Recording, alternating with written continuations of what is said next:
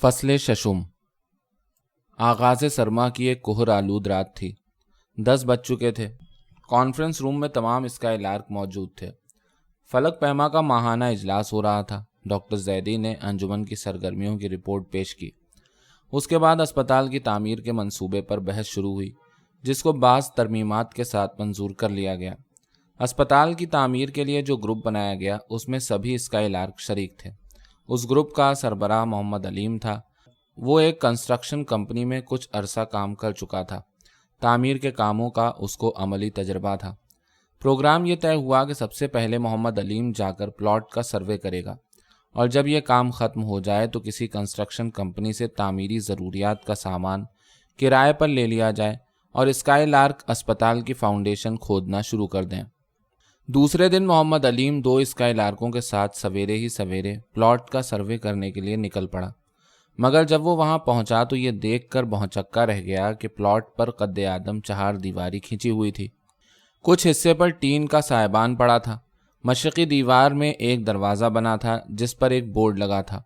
Board پر بڑے بڑے حروف میں نورانی مسجد لکھا تھا۔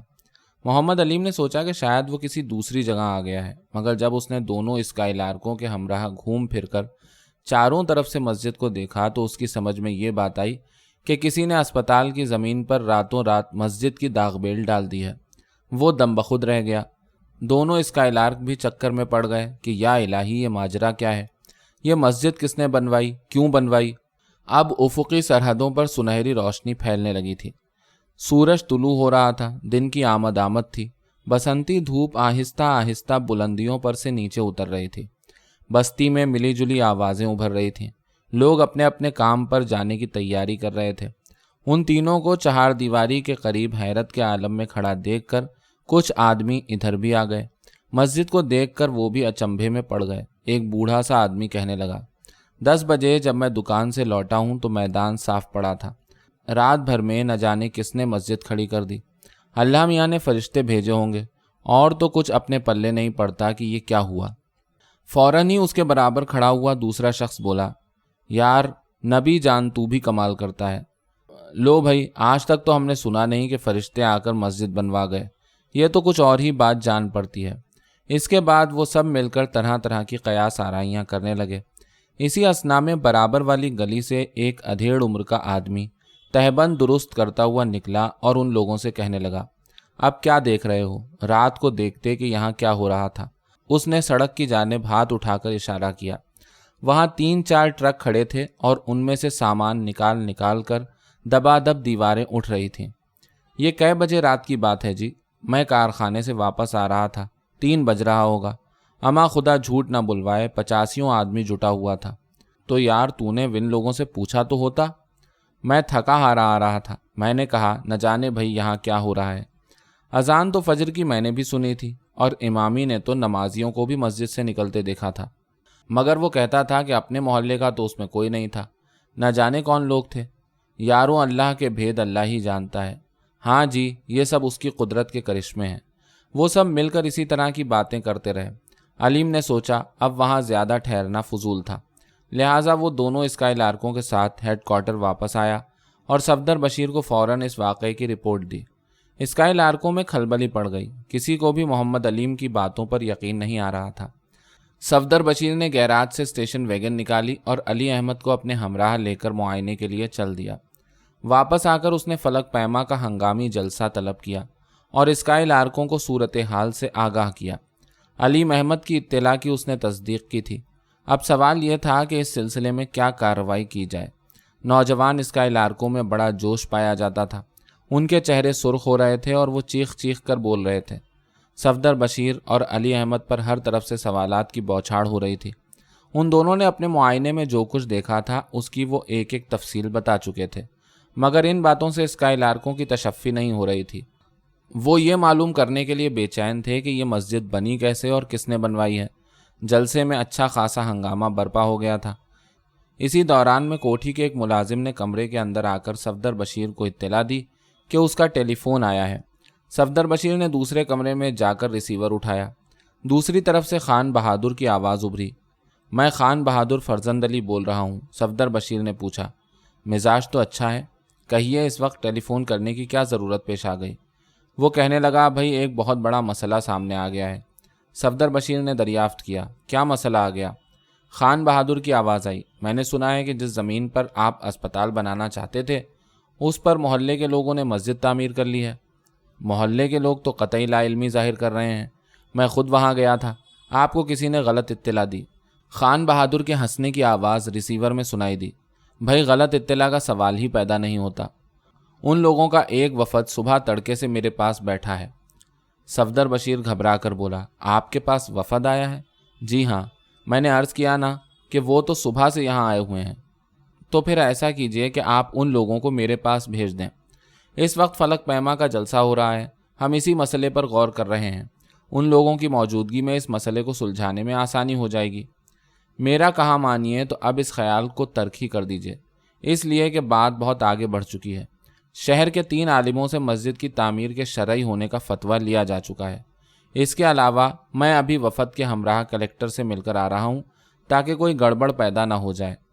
میں نے کلکٹر کو مشورہ دیا تھا کہ نقص امن کا خطرہ ہے، لہٰذا انہوں نے پولیس کا پہرا لگانے کا بھی وعدہ کر لیا ہے۔ اس دھمکی پر صفدر بشیر کو سخت غصہ معلوم ہوا، مگر اس نے ضبط سے کام لیا اور شکایت کرنے کے سے انداز میں کہنے لگا، مگر یہ ساری کارروائی کرنے سے پہلے آپ نے مجھ سے تو مشورہ کر لیا ہوتا۔ وہ بڑے اطمینان سے بولا، بھائی وہ ہوا یہ کہ انہوں نے مجھ کو غور کرنے کا موقع ہی نہیں دیا۔ بہرحال اس وقت تک جو کچھ ہو چکا ہے وہ ہو گیا، میں درخواست کروں گا کہ آئندہ اس مسئلے میں آپ دلچسپی نہ لیں تو مناسب ہوگا۔ خان بہادر بگڑ کر کہنے لگا، کیا کہا آپ نے؟ یعنی میں اس مسئلے میں دلچسپی نہ لوں؟ بات ذرا سوچ سمجھ کر کیا کیجیے۔ واہ صاحب واہ، آپ نے تو کمال ہی کر دیا، یہ بھی خوب کہی۔ اجی آپ سے تو صرف صاحب سلامت ہی ہے، اگر میرا حقیقی بھائی بھی مجھ سے یہ بات کہتا تو بخدا میں اس کا منہ نوچ لیتا۔ جناب یہ دینی معاملہ ہے، میں تو اس کے لیے اپنی جان و مال قربان کر سکتا ہوں۔ ابھی وہ اپنے جذبہ ایمانی کے اظہار میں نہ جانے اور کیا کیا لنترانی کرتا، لیکن صفدر بشیر نے اس کی بات کاٹ کر فوراً کہا، معاف کیجیے گا، آپ میری بات کا مطلب قطعی غلط سمجھے، میرا یہ ہرگز مقصد نہیں تھا جو آپ نے سمجھا۔ بہرحال آپ کا کچھ بھی مطلب ہو، ایک بات ذہن نشین کر لیجئے کہ یہ مسئلہ بہت خطرناک ہے، آپ لوگ تو اب اس پر سوچنا ہی چھوڑ دیں۔ خان بہادر نے اپنا لہجہ کچھ نرم کر لیا، یہ میرا برادرانہ مشورہ ہے، پھر آپ لوگ بھی تو مسلمان ہیں، کچھ اپنے ہی ایمان کا پاس کیجئے۔ اسپتال تو حکومت بھی بنوا دیتی ہے، مسجدیں تو وہی بنواتے ہیں جن کے دلوں میں خوف خدا ہوتا ہے اور اسلام کا سچا جذبہ ہوتا ہے۔ صفدر بشیر نے کسی جھنجھلاہٹ اور ناراضگی کا اظہار کیے بغیر جواب دیا، ہم کوشش کریں گے کہ آپ کی رائے پر عمل کریں، آپ کے ان بیش بہا مشوروں کا بہت بہت شکریہ، اچھا خدا حافظ۔ یہ کہہ کر اس نے ریسیور رکھ دیا۔ کانفرنس روم میں واپس پہنچ کر اس نے صدر سے اجازت لی اور اسکائی لارکوں کو بتایا کہ جو کچھ ہوا ہے اس میں خان بہادر کی سازش ہے۔ ابھی ٹیلی فون پر اس نے جو گفتگو کی تھی اس سے یہی اندازہ ہوتا تھا۔ پھر اس نے خان بہادر کی دھمکی سے بھی سب کو آگاہ کیا۔ اس کی ذاتی رائے اس سلسلے میں یہ تھی کہ فلک پیما کو خان بہادر کی دھمکیوں سے مروب نہیں ہونا چاہیے، بلکہ اس کی بدماشی کا منہ توڑ جواب دیا جائے۔ وہ اس وقت بڑے غیظ کے عالم میں بول رہا تھا۔ کئی جوشیلے اسکائی لارکوں نے اس کی رائے سے اتفاق کیا، ان میں سلمان بھی تھا۔ اس نے ہاتھ بلند کر کے کہا، اگر رات بھر میں 4 دیواری کھڑی کی جا سکتی ہے تو ایک ہی رات میں اس کو مسمار کر کے برابر بھی کیا جا سکتا ہے۔ ہمیں اس سلسلے میں ضرور کچھ نہ کچھ کرنا چاہیے۔ فہیم اللہ جو اسکائی لارکوں میں بڑا معاملہ فہم سمجھا جاتا تھا اور مزاج کے اعتبار سے بھی بڑا غیر جذباتی قسم کا نوجوان تھا، اس نے فوراً کھڑے ہو کر سلمان سے کہا، استغفر اللہ، آپ مسجد شہید کریں گے؟ فہیم اللہ کی اس بات پر سلمان کے آگ ہی تو لگ گئی، جھلا کر بولا، آپ اس گھروندے کو مسجد کہہ رہے ہیں؟ کل چند شرپسند لوگ فلک پیما کے ہیڈ کوارٹر میں داخل ہو کر نماز پڑھنا شروع کر دیں اور دروازے پر مسجد کے نام کا کتبہ لگوا دیں تو کیا آپ ان کے دعوے کو تسلیم کر کے اس کوٹھی سے دستبردار ہو جائیں گے؟ اسکائی لارک فہیم اللہ کو معلوم ہونا چاہیے کہ قانون بھی کوئی چیز ہوتی ہے اور اس کے خلاف ورزی جرم ہے، مذہب کی آڑ لے کر کسی کی ملکیت پر اس طرح قبضہ نہیں کیا جا سکتا۔ فہیم اللہ نے بڑے سکون کے ساتھ جواب دیا، لیکن اس طرح لوگوں کے مذہبی جذبات مشتعل ہو جانے کا اندیشہ ہے۔ اسی وقت ایک اور اسکائی لارک نے کہا، اس کے علاوہ نقص امن کے پیش نظر پولیس کا پہرا بھی شاید لگ گیا ہے۔ سلمان اسی طرح تیکھے لہجے میں بولا، اگر یہ تجویز پسند نہیں تو ہم اس 4 دیواری کے دروازے کے سامنے بھوک ہڑتال کریں گے۔ اس کی تائید میں کئی آوازیں بلند ہوئیں، یہ بالکل ٹھیک تجویز ہے۔ بھوک ہڑتال بڑا کارآمد حربہ ہوگا۔ فہیم اللہ ان کے جوش و خروش کو دیکھ کر خاموش ہو گیا، لیکن اس کی حمایت میں علی احمد اٹھ کر کھڑا ہو گیا۔ اس نے سلمان کو مخاطب کرتے ہوئے کہا، دیکھیے یہ بہت نازک مسئلہ ہے، اس میں جذباتی باتوں سے کام نہیں چلے گا۔ اگر ہم نے بغیر سوچے سمجھے کوئی قدم اٹھایا تو اس کے نتائج بے حد خطرناک بھی نکل سکتے ہیں۔ مجھے آپ کے جذبات کا پورا احساس ہے اور میں اس کی قدر بھی کرتا ہوں۔ یہ سب کچھ ایک سوچی سمجھی سازش کے تحت ہوا ہے۔ یہ ہماری خودداری کو چیلنج ہے۔ لمحہ بھر رک کر وہ بولا، اس سلسلے میں میری تجویز یہ ہے کہ ہم قانون کو اپنے ہاتھ میں لینے کے بجائے حکومت کا تعاون حاصل کریں۔ ہمارا ایک وفد جا کر شہر کے اعلیٰ حکام سے ملے اور ان کو صورتحال سے آگاہ کر کے مناسب کارروائی کا مطالبہ کرے۔ اس کے علاوہ ہمیں اس بات کا بھی اندازہ لگانا چاہیے کہ بستی کے لوگوں کا اس سلسلے میں کیا رد عمل ہے۔ ان کی ہمدردی حاصل کیے بغیر ہماری راہ میں ہزاروں مشکلات پیدا ہو جائیں گی۔ علی احمد کا سلجھا ہوا انداز بیان، اس کی شخصیت کا وقار اور صورتحال کا تجزیہ، ان سب باتوں نے مل کر اسکائی لارکوں کو خاصا متاثر کیا۔ ان کے چہروں پر مشتعل جذبات کے بجائے سنجیدگی چھانے لگی۔ کمرے کے اندر گہری خاموشی چھا گئی۔ ہر اسکائی لارک علی احمد کی تجاویز پر غور کر رہا تھا۔ آخر جب انہوں نے اس پر اپنی رائے کا اظہار کیا تو سب اسکائی لارک علی احمد سے متفق تھے۔ اس سلسلے میں سب سے پہلا کام یہ کیا گیا کہ سلمان کو یہ ہدایت دی گئی کہ وہ یہ معلوم کرنے کی کوشش کرے کہ اس قضیے کے متعلق بستی کے لوگوں پر کیا رد عمل ہوا ہے، وہ اس مسئلے کو کس انداز سے دیکھ رہے ہیں۔ یہ ذمہ داری سلمان کے سپرد اس لیے کی گئی تھی کہ اس حلقے میں فلک پیما کا جو اسکول تھا وہ اس کی نگرانی میں کام کر رہا تھا۔ دوسرے اسکائی لارکوں کی بنسبت بستی کے رہنے والوں سے اس کی زیادہ شناسائی تھی۔ حسب معمول وہ رات کے 8 بجے بستی میں گیا۔ اسکول میں جا کر اس نے کلاس کو سبق پڑھایا اور جب پڑھائی سے فراغت ہو گئی تو اس نے سب کو روک کر کہا، مجھے آپ لوگوں سے آج کچھ ضروری باتیں کرنا ہے۔ یہ تو آپ جانتے ہی ہیں کہ ہماری پارٹی آپ کے محلے میں ایک اسپتال تعمیر کرنا چاہتی ہے۔ اس کے لیے ہم نے زمین بھی حاصل کر لی تھی۔ آپ سب نے مل کر اس کو حاصل کرنے میں ہماری مدد کی تھی، مگر اس پر کچھ لوگوں نے راتوں رات ایک گھروندہ بنا کر مسجد کا نام دے دیا، اور یہ سب کچھ اس لیے کیا گیا کہ اسپتال نہ بنے، ورنہ مسجد ہی بنانا تھی تو وہ کسی اور جگہ بھی بنائی جا سکتی تھی۔ اسپتال کی زمین پر اس طرح ناجائز قبضہ کرنے کا مقصد آپ ہی بتائیے اور کیا ہو سکتا ہے۔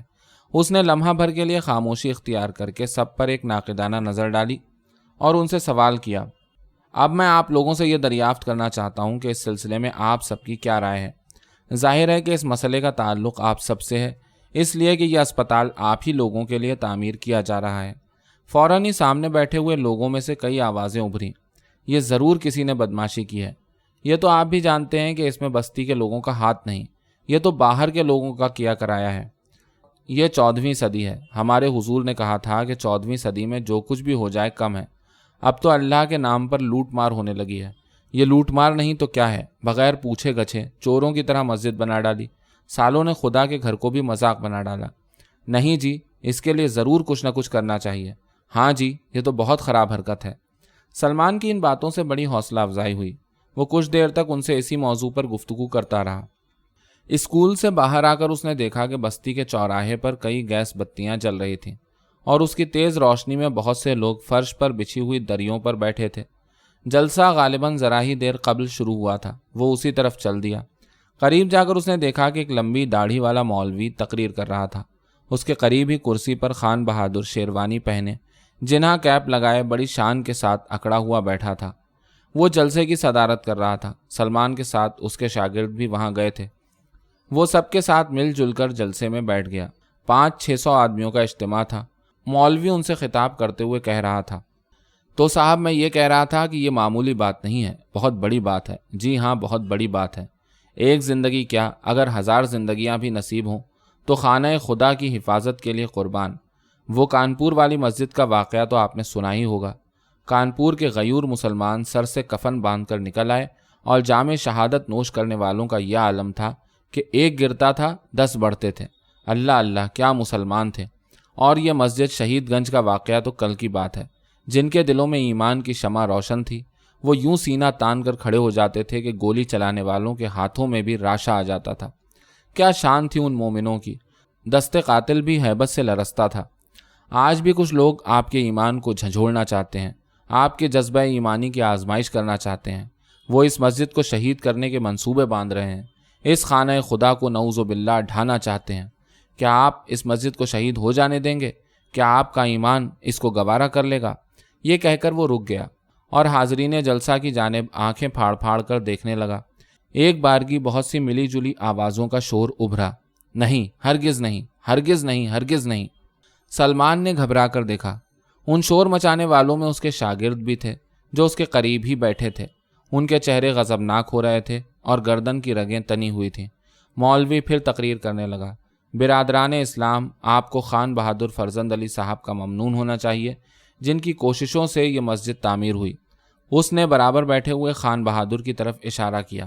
خان بہادر نے انکساری کا مظاہرہ کرنے کی غرض سے سر کو ذرا سا جھکا لیا۔ باری تعالیٰ نے ان کو دولت اور عزت کے ساتھ ساتھ ایک ایمان بھرا دل بھی دیا ہے۔ اب ان ملعونوں کو دیکھیے جو ان پر طرح طرح کے الزام لگا کر بدنام کر رہے ہیں، اس مسجد کے شہید کرنے کے درپے ہیں۔ آپ ان کو بتا دیں کہ ہمارے دلوں میں ایمان کی حرارت ابھی باقی ہے۔ جان و مال کیا، ہم راہ خدا میں سر بھی کٹا سکتے ہیں، سینوں کو گولیوں سے چھلنی کرا سکتے ہیں۔ حاضرین نے جوش میں آ کر نعرہ تکبیر لگایا، اللہ اکبر، اللہ اکبر۔ ساری بستی نعروں کے شور سے گونج اٹھی۔ سلمان نے غور کیا کہ اس کے برابر بیٹھے ہوئے لوگوں کے چہرے دمکنے لگے تھے، آنکھیں سرخ ہو گئی تھیں اور جذبات سے ان کی مٹھیاں بھیچی ہوئی تھیں۔ اس نے بدحواس ہو کر سوچا کہیں جوش کے عالم میں اس کے شاگرد ہی اس کی مرمت نہ شروع کر دیں۔ اس نے خیریت اسی میں سمجھی کہ چپ چاپ جلسے سے اٹھ کر باہر آ گیا۔ جب وہ ہیڈ کوارٹر پہنچا تو بہت اداس ہو رہا تھا۔ اس نے صفدر بشیر کو تمام باتوں کی رپورٹ دی اور تھکا ہوا سا بستر پر جا کر لیٹ گیا۔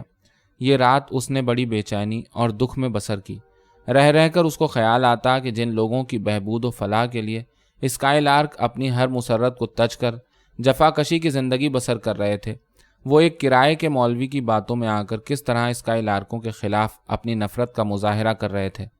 عجیب ستم ظریفی تھی، ناانصافی اسکائی لارکوں کے ساتھ ہوئی تھی اور وہی ملعون ٹھہرائے جا رہے تھے، اور خان بہادر جس کی سازش سے یہ سب کچھ ہوا تھا اس کو خراج عقیدت پیش کیا جا رہا تھا۔ یہ سوچ کر اس کو بستی کے لوگوں پر سخت غصہ آیا۔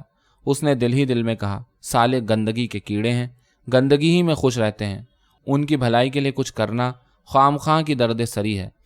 جب وہ سوچتے سوچتے اس نتیجے تک پہنچ گیا تو اس کو فلک پیما سراسر مسخرہ پن اور اسکائی لارک احمق معلوم ہونے لگے۔ نیند آنکھوں سے اڑ چکی تھی۔ وہ بے چینی کے عالم میں اٹھ کر کمرے کے اندر ٹہلنے لگا۔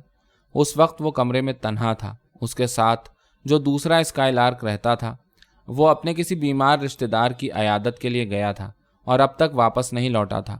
کمرے کے اندر اندھیرا تھا اور باہر گلابی جاڑوں کی شفاف چاندنی پھیلی ہوئی تھی۔ وہ دریچے کے قریب جا کر کھڑا ہو گیا۔ ہوا نرم اور پرسکون تھی۔ اس میں آغاز بہار کے پھولوں کی ہلکی ہلکی مہک تھی۔ چاند ایک 100 منزلہ عمارت کی منڈیر کے پیچھے سے ابھر رہا تھا۔ شبنم سے بھیگے ہوئے درختوں پر اس کی گہری زرد شعاعیں جھلملا رہی تھیں۔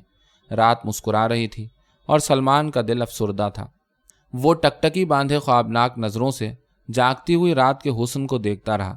اسی عالم میں ایک بارگی اس کو سلطانہ یاد آ گئی، وہ سیاہ آنکھوں والی دوشیزہ جو اس کے کندھے پر اپنا سر ٹکا کر رو پڑی تھی اور جس کو وہ فلک پیما کی طوفانی سرگرمیوں میں فراموش کر چکا تھا۔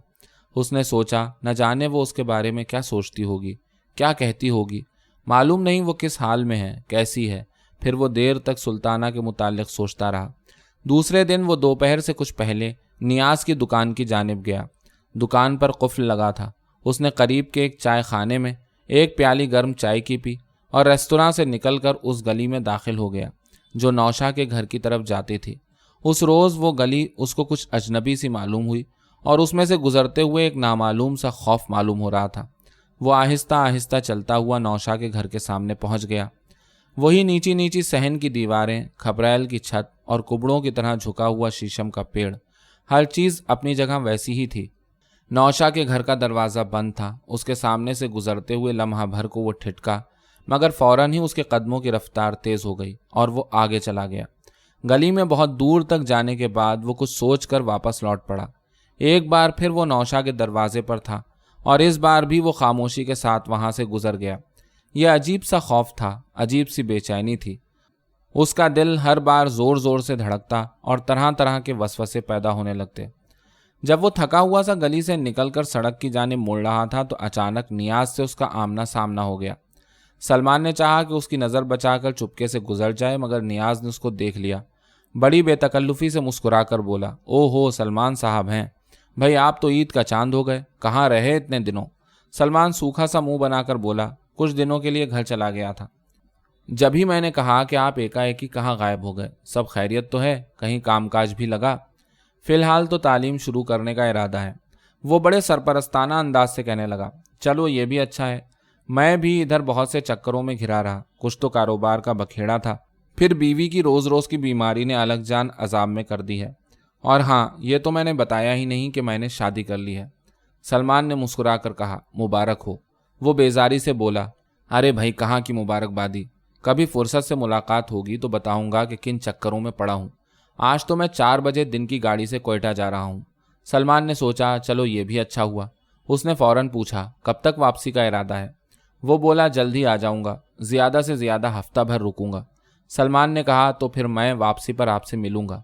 वो कहने लगा, ज़रूर मिलिएगा, आपसे तो मिलने को बहुत दिल चाहता है।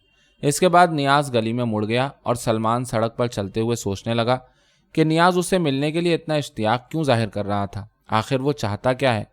इसके साथ ही उसको सुल्ताना की माँ की बीमारी की खबर सुनकर तशवीश पैदा हो गई। उसने उसी वक्त तय किया कि उसको नौशा के घर ज़रूर जाना चाहिए। वो हेडक्वार्टर वापस पहुंचकर सुल्ताना से मिलने का प्रोग्राम बनाता रहा। रात को वो बस्ती के स्कूल गया, मगर उस रोज़ उसने सबक नहीं पढ़ाया। अपने शागिर्दों को सामने देखकर उसने सोचा कि ये वही लोग हैं जो कल रात जलसे में गला फाड़ फाड़ कर नारे लगा रहे थे और स्काई लार्कों को गालियां देने वाले उस हरामखोर मौलवी के इशारों पर नाच रहे थे। ये सब कमीने और जलील हैं, मैं इनके लिए क्यों अपना सर खपाऊं? उसने सरदर्द का बहाना किया और ज़रा ही देर बाद स्कूल से बाहर चला गया। मगर हेडक्वार्टर जाने के बजाय वो सीधा नौशा के घर की जानिब चल दिया। उस वक्त रात के 9 बजे का अमल था। गली की चहल पहल उजड़ने लगी थी। जाने को तो वो नौशा के घर पर पहुंच गया, मगर नियाज के खौफ से दरवाजे पर दस्तक देने की हिम्मत नहीं पड़ रही थी। वो तजब्जुब के आलम में खड़ा सोच रहा था कि क्या करे। इसी असना में सामने से एक राहगीर आता हुआ नजर आया। उसने सलमान को अंधेरे में इस तरह खड़ा देखकर मुश्तबा नज़रों से घूर कर देखा। आगे जाकर भी उसने मुड़ मुड़ कर देखा तो सलमान घबरा गया। उसने फौरन हाथ बढ़ाकर दरवाजे को खटखटाया। अंदर से कोई जवाब न मिला। उसने दोबारा दरवाजे पर दस्तक दी। ज़रा देर बाद सुल्ताना की आवाज़ आई, कौन है? वो कहीं दूर से बोल रही थी। सलमान शशोपंज में पड़ गया कि क्या जवाब दे। उसने एक बार फिर दरवाजे को खटखटाया। इस दफ़ा वो बेजारी से बोली, अरे भाई कौन है, बोलते क्यों नहीं? इसके साथ ही सहन में किसी के कदमों की चाप सुनाई दी। कोई इसी तरफ आ रहा था। कदमों की चाप नज़दीक आती गई। सलमान का दिल ज़ोर ज़ोर से धड़कने लगा। फिर दरवाजे के बिल्कुल करीब से सुल्ताना की आवाज़ आई, कौन है? अब खामोश रहना नामुमकिन था। सलमान ने आहिस्ता से कहा, मैं हूँ सलमान। सुल्ताना ने कोई जवाब न दिया। गहरी खामोशी छा गई। दरवाजे के उस पार चूड़ियों के खनकने की आवाज़ आई। 1 मिनट, 2 मिनट, 4 मिनट, खासी देर हो गई। ना कोई आवाज़ उभरी, न दरवाज़ा खुला। सलमान के लिए यह फैसला करना मुश्किल था कि आया वो एक दफ़ा फिर दरवाज़ा खटखटाए, खामोश खड़ा इंतज़ार करता रहे या वापस चला जाए। ऐन उस वक्त जब वो नाउम्मीद हो चुका था, आहिस्ता से दरवाजे की कुंडी खुलने की आहट हुई और दरवाजे का एक पट चरचराता हुआ थोड़ा सा खुल गया। सलमान ने हाथ बढ़ाकर दरवाजे को और खोल दिया। दहलीज पर एक कदम रखकर वो अंदर दाखिल हो गया। दरवाजे से लगी हुई सुल्ताना सहमी हुई सी खड़ी थी। सलमान ने मोहब्बत से उसकी ठोड़ी को छू लिया। वो पीछे हटकर सरगोशी के अंदाज में आहिस्ता से बोली, अम्मा जाग रही हैं, मैंने उनसे कह दिया है कि आप आए हैं। सलमान ने जल्दी से सहन की जानिब देखा। उसे यह देखकर ताज्जुब हुआ कि बावर्ची खाने की दीवार से मुल्हक एक और कमरा बन गया था और उस वक्त उसमें रोशनी हो रही थी। सुल्ताना ने उसी कमरे की तरफ इशारा करके दबी जबान से कहा, अम्मा उस कमरे में हैं, वहीं चले जाइए। सलमान ने पूछा, नियाज कोयटा चला गया? हाँ, मगर आपको किसने बताया? वो मुझको आज दोपहर के वक्त मिला था। वो हैरतज़दा होकर बोली, अच्छा। ज़्यादा बातचीत करने की गुंजाइश नहीं थी। सलमान फौरन नए कमरे की जानिब चला गया। कमरे के अंदर जाकर उसने देखा, सामने पलंग पर सुल्ताना की माँ लेटी थी। लैम्प की धुंधली रोशनी में उसका चेहरा मटियाला नजर आ रहा था। उसका जिस्म बहुत लागर हो गया था। उसको देखकर वो नहीफ आवाज़ से बोली, बहुत दिन बाद आए हो, कैसे रहे? वो कमरे में रखी हुई कुर्सी खिसकाकर उस पर बैठ गया और आहिस्ता से जवाब दिया, मैं तो अच्छा रहा, मगर आपने अपनी ये क्या हालत बना ली है? वो बोली, पता नहीं क्या बीमारी है, बस बैठे बिठाए एक बारगी दौरा पड़ता है। सलमान ने पूछा, इलाज किस डॉक्टर का हो रहा है? वो बोली, डॉक्टर तो सुना है कि वो बहुत अच्छा है, مگر میری حالت روز بروز گرتی جا رہی ہے۔ خدا معلوم اب تک کتنے انجیکشن لگ چکے ہیں، آئے دن اور نہ معلوم کون کون سی دوائیاں آتی ہیں، مگر میرا حال جو کچھ ہو رہا ہے وہ تم دیکھ ہی رہے ہو۔ سلمان نے ایک بار غور سے اس کو دیکھا، واقعی اس کی صحت بہت گر چکی تھی۔ بات کرتے کرتے وہ بار بار ہانپنے لگتی، آنکھوں کے گرد گہرے حلقے پڑ گئے تھے، اور اس کو دیکھ کر یہ صاف معلوم ہوتا کہ وہ کسی خطرناک مرض میں مبتلا ہے۔ سلمان نے سوچا کہ وہ ڈاکٹر زیدی کو اپنے ہمراہ لے کر آئے گا اور اس سے معلوم کرے گا کہ آخر یہ بیماری کیا ہے، اس کی یہ حالت کیوں ہوتی جا رہی ہے۔ یہی سوچ کر اس نے کہا، میرے ایک دوست ہیں، وہ بڑے ہوشیار ڈاکٹر ہیں، میں کسی روز ان کو لے کر آؤں گا۔ وہ بولی، ہاں کوئی یہ تو بتا دے کہ آخر یہ مرض کون سا ہے، یہاں تو اب تک یہی پتہ نہیں۔ ان سے کہتی ہوں کہ کسی اور ڈاکٹر کو دکھاؤ تو وہ ناراض ہوتے ہیں، وہ اس ڈاکٹر کو نہ جانے کیا سمجھتے ہیں۔ سچ پوچھو تو میرا تو اس پر یقین ہی نہیں رہا، جب اعتقاد نہ ہو تو علاج کیا فائدہ کرے گا۔ اس کے بعد وہ ایسی باتیں کرنے لگی جس سے بڑی نا امیدی ظاہر ہوتی تھی۔ سلمان نے اس کو ڈھارس دلائی کہ وہ پریشان نہ ہو، یا تو سلطانہ نے اس سے ساری باتیں بتا دی تھیں، یا پھر اس نے جان بوجھ کر اس رات کے متعلق تذکرہ کرنا مناسب نہ سمجھا جب وہ اس سے وعدہ کر کے واپس نہیں لوٹا تھا۔ وہ اس وقت صرف اپنی بیماری کے بارے میں باتیں کرتی رہی۔ اس کی باتوں سے اندازہ ہوتا تھا کہ وہ اپنی زندگی سے بہت مایوس ہوتی جا رہی ہے۔ سلمان نے حد الوسع اس کو تسلی دینے کی کوشش کی اور چلتے وقت اس سے وعدہ کیا کہ وہ ڈاکٹر زیدی کو لے کر بہت جلد آئے گا۔ کمرے سے نکل کر جب وہ صحن میں آیا تو اس نے دیکھا کہ دالان کے کھمبے سے لگا ہوا کوئی اندھیرے میں کھڑا تھا۔ یہ سلطانہ تھی۔ وہ اس کو دیکھ کر بھی اپنی جگہ پر خاموش کھڑی رہی۔ سلمان کو اس کی جانب جانے کی ہمت نہ ہوئی۔ وہ آہستہ آہستہ صحن میں سے گزرتا ہوا دروازے پر پہنچ گیا اور وہاں رک کر سلطانہ کا انتظار کرنے لگا۔ سلطانہ دالان سے باہر نکلی، اس نے آنگن کو عبور کیا اور سلمان کے قریب پہنچ گئی۔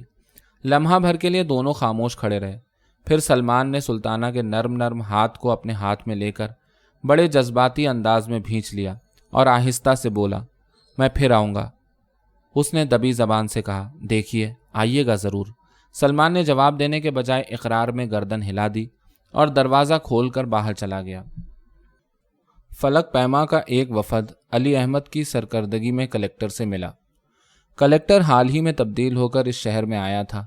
وہ لمبے قد کا نوجوان افسر تھا۔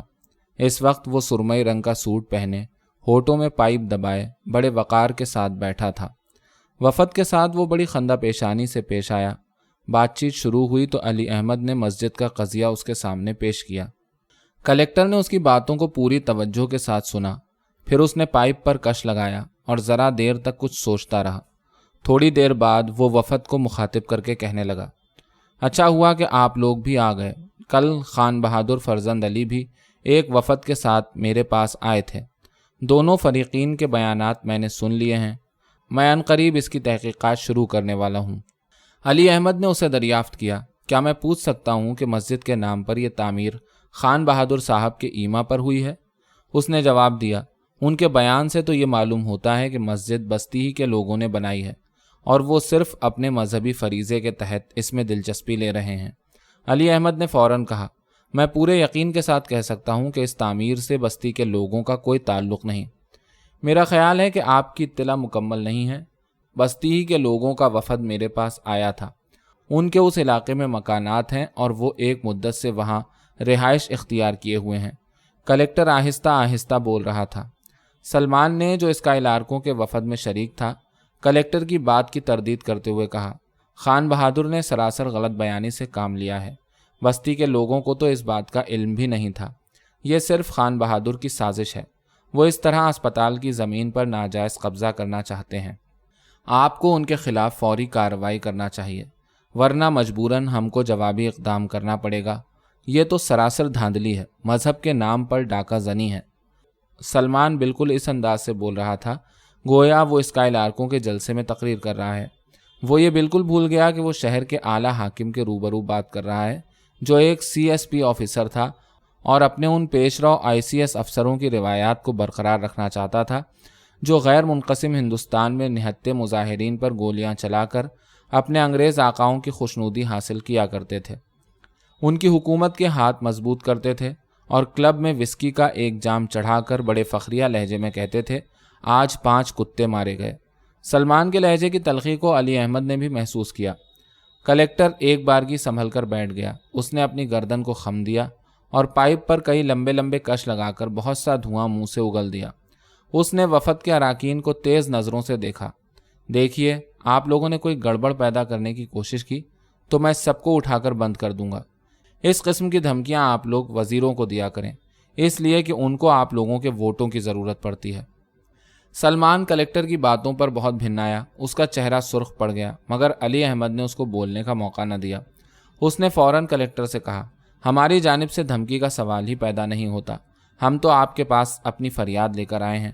ہم تو یہ چاہتے ہیں اس قسم کی مجرمانہ حرکتوں کی سرکوبی کی جائے، ورنہ اسی سے نہ صرف عوام میں اسلام کے خلاف نفرت کا جذبہ پیدا ہوگا بلکہ مفسدوں کی حوصلہ افزائی ہوگی۔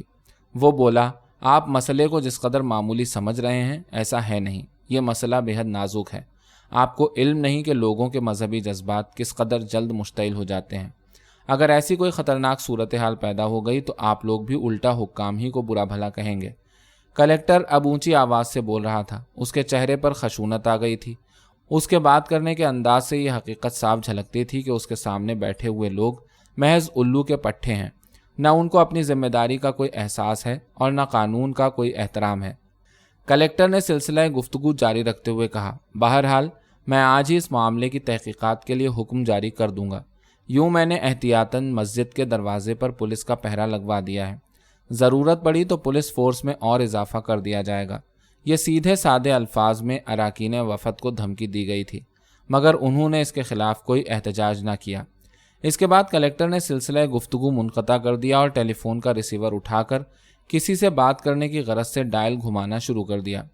وفد کے اراکین جب کلکٹر کے بنگلے سے باہر نکلے تو وہ دل برداشتہ سے تھے، ان کے چہرے اترے ہوئے تھے اور قدم آہستہ آہستہ اٹھ رہے تھے۔ وہ کلکٹر کے پاس بہت سی توقعات لے کر آئے تھے اور اب ان توقعات کے جنازے کو اپنے کندھوں پر اٹھائے ہوئے ہیڈ کوارٹر کی جانب جا رہے تھے۔ وفد کے اراکین میں جو اسکائلارک سب سے زیادہ مزمحل معلوم ہو رہا تھا وہ سلمان تھا۔ وہ اس طرح تھکا ماندہ چل رہا تھا جیسے اس کی پشت پر منو بوجھ لدا ہے۔ ہیڈ کوارٹر پہنچنے کے بعد بھی اس کا یہی موڈ رہا۔ علی احمد تو اپنی رپورٹ لکھنے چلا گیا اور سلمان اپنے کمرے کے اندر جا کر بے سود سا بستر پر دراز ہو گیا۔ اس کو کلکٹر سے زیادہ علی احمد پر تاؤ آ رہا تھا، جس نے بڑے دعوے کے ساتھ یہ یقین دلایا تھا کہ حکومت اس معاملے میں ضرور کچھ نہ کچھ کرے گی۔ سلمان سپہر تک کمرے کے اندر لیٹا ہوا بڑی اوٹ پٹانگ سی باتیں سوچتا رہا۔ اس وقت وہ بڑا چڑچڑا اور جذباتی ہو رہا تھا۔ دن ڈھل رہا تھا، سائے طویل ہوتے جا رہے تھے۔ کوٹھی کے باہر اسکول سے لوٹنے والے بچوں کا ملا جلا شور ابھر رہا تھا۔ اس کو یہ شور و غل بہت برا معلوم ہوا۔ اس نے کھڑکی کے قریب جا کر سڑک پر گزرنے والے بچوں کو گھور کر دیکھا اور غصے سے کھڑکی کے دونوں پٹ بند کر دیے۔ شام ہونے سے کچھ دیر پہلے سلمان نے ڈاکٹر زیدی کو اپنے ہمراہ لیا اور نوشا کے گھر پہنچا۔ ابھی تک سلطانہ کی ماں کی طبیعت سنبھلی نہیں تھی۔ 2 روز قبل اس کو جو دورہ پڑا تھا اس سے نفاست بہت ہو گئی تھی۔ اس وقت بھی وہ نڈھال سی پڑی تھی اور رک رک کر گہری سانس بھر رہی تھی۔ ڈاکٹر زیدی نے بڑی توجہ کے ساتھ اس کا معائنہ کیا، بیماری کے متعلق بہت سے سوالات پوچھے اور گہری سوچ میں ڈوب گیا۔ نوشا کی ماں پوچھنے لگی، ڈاکٹر صاحب کوئی گھبرانے کی بات تو نہیں؟ ڈاکٹر زیدی نے اس کو تسلی دیتے ہوئے کہا، جی نہیں، آپ انشاءاللہ جلد اچھی ہو جائیں گی۔ وہ بولی، مگر میری حالت تو دن بدن گرتی جا رہی ہے، مجھے تو ایسا محسوس ہوتا ہے کہ میں اب بچوں گی نہیں۔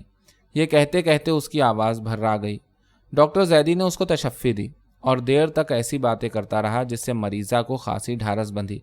اس نے ایک کاغذ پر چند دوائیاں لکھ کر دے دیں، ان کے استعمال کے متعلق ضروری ہدایات دیں اور اس کو تاکید کرتے ہوئے بولا، جس قدر جلد ہو سکے یہ دوائیاں استعمال کرنا شروع کر دیجیے۔ وہ دبی زبان سے بولی، مگر اس کے لیے اپنے ڈاکٹر صاحب سے بھی تو پوچھنا پڑے گا۔ ڈاکٹر زیدی اس کی بات سن کر خاموش ہو گیا۔ اس کا چہرہ سنجیدہ پڑ گیا۔ وہ جواب دینے کے بجائے کچھ سوچنے لگا۔ نوشا کی ماں نے اس کو خاموش دیکھ کر کہا، ڈاکٹر صاحب آپ نے میری بات کا جواب نہیں دیا۔ ڈاکٹر زیدی ذرا دیر خاموش رہا، پھر اس نے کہا، میرا خیال ہے کہ آپ ڈاکٹر خیرات محمد کا علاج فوراً بند کر دیں، ورنہ آپ کی زندگی خطرے میں پڑ جائے گی۔ نوشا کی ماں اور سلمان دونوں حیرت زدہ ہو کر ڈاکٹر زیدی کو دیکھنے لگے۔ کمرے کے اندر گہری خاموشی چھا گئی۔ لیمپ کی لو ہوا کے ایک تیز جھونکے سے زور سے بھڑکی۔ دیواروں پر پھیلی ہوئی پرچھائیاں جھومنے لگیں۔ کمرے کی فضا ایک بارگی بڑی آسیب زدہ نظر آنے لگی۔ مریضہ کا چہرہ گہرا زرد پڑ گیا تھا۔ اس کی آنکھیں حلقوں کے اندر بے حس پڑی تھیں، رخساروں کی ہڈیاں ابھری ہوئی تھیں اور وہ کسی لاش کی طرح معلوم ہو رہی تھی۔ آخر اس ہیبت ناک سناٹے میں ڈاکٹر زیدی کی آواز ابھری، مسٹر سلمان، اب مجھے چلنا چاہیے۔ اس کی بات سنتے ہی سلمان اٹھ کر کھڑا ہو گیا۔ نوشا کی ماں نے سلمان سے کہا، تم ابھی لوٹ کر واپس آؤ گے؟ سلمان کے پاس اب وقت بہت کم تھا، اس کو بستی کے اسکول میں پڑھانے کے لیے جانا تھا، لہٰذا اس نے جواب دیا، نہیں، اس وقت تو میں واپس نہیں آؤں گا، مجھ کو ایک ضروری کام سے جانا ہے۔ وہ کہنے لگی، کل تو آؤ گے؟ سلمان نے فوراً کہا، جی ہاں، کل دوپہر کو آؤں گا۔ سلطانہ کی ماں اصرار کرنے لگی، دیکھو آنا ضرور۔ نہیں، میں ضرور آؤں گا۔ اس کے بعد دونوں کمرے سے نکل کر باہر صحن میں آ گئے۔ آگے ڈاکٹر زیدی تھا، سلمان اس کے پیچھے چل رہا تھا۔ کمرے سے نکلتے ہی اس نے چاروں طرف تجسس انگیز نظروں سے دیکھا۔ سلطانہ اپنے کمرے کے دروازے پر کھڑی تھی۔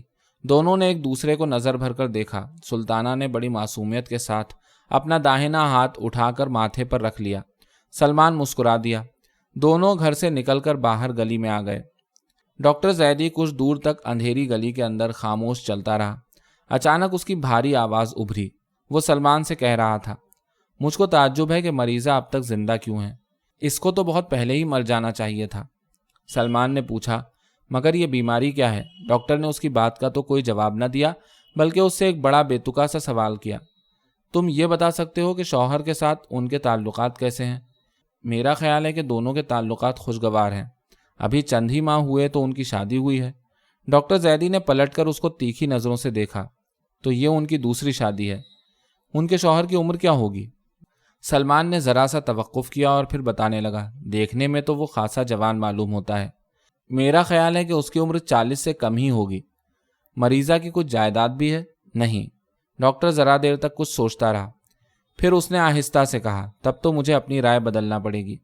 لمحہ بھر رک کر وہ بولا، یہ ڈاکٹر خیرات محمد اس قدر بدنام ہو گیا ہے کہ اس کا نام سنتے ہی خواہ مخواہ شبہات پیدا ہوتے ہیں۔ دراصل وہ مریضہ کی بیماری کی تشخیص نہیں کر سکا اور الٹے سیدھے انجیکشن دینا شروع کر دیے۔ ان عطائی ڈاکٹروں کے علاج میں ہمیشہ جان کا خطرہ رہتا ہے۔ سلمان اس کی بات سن کر بولا، معلوم ہوتا ہے پہلے آپ کوئی خطرناک بات سوچ رہے تھے۔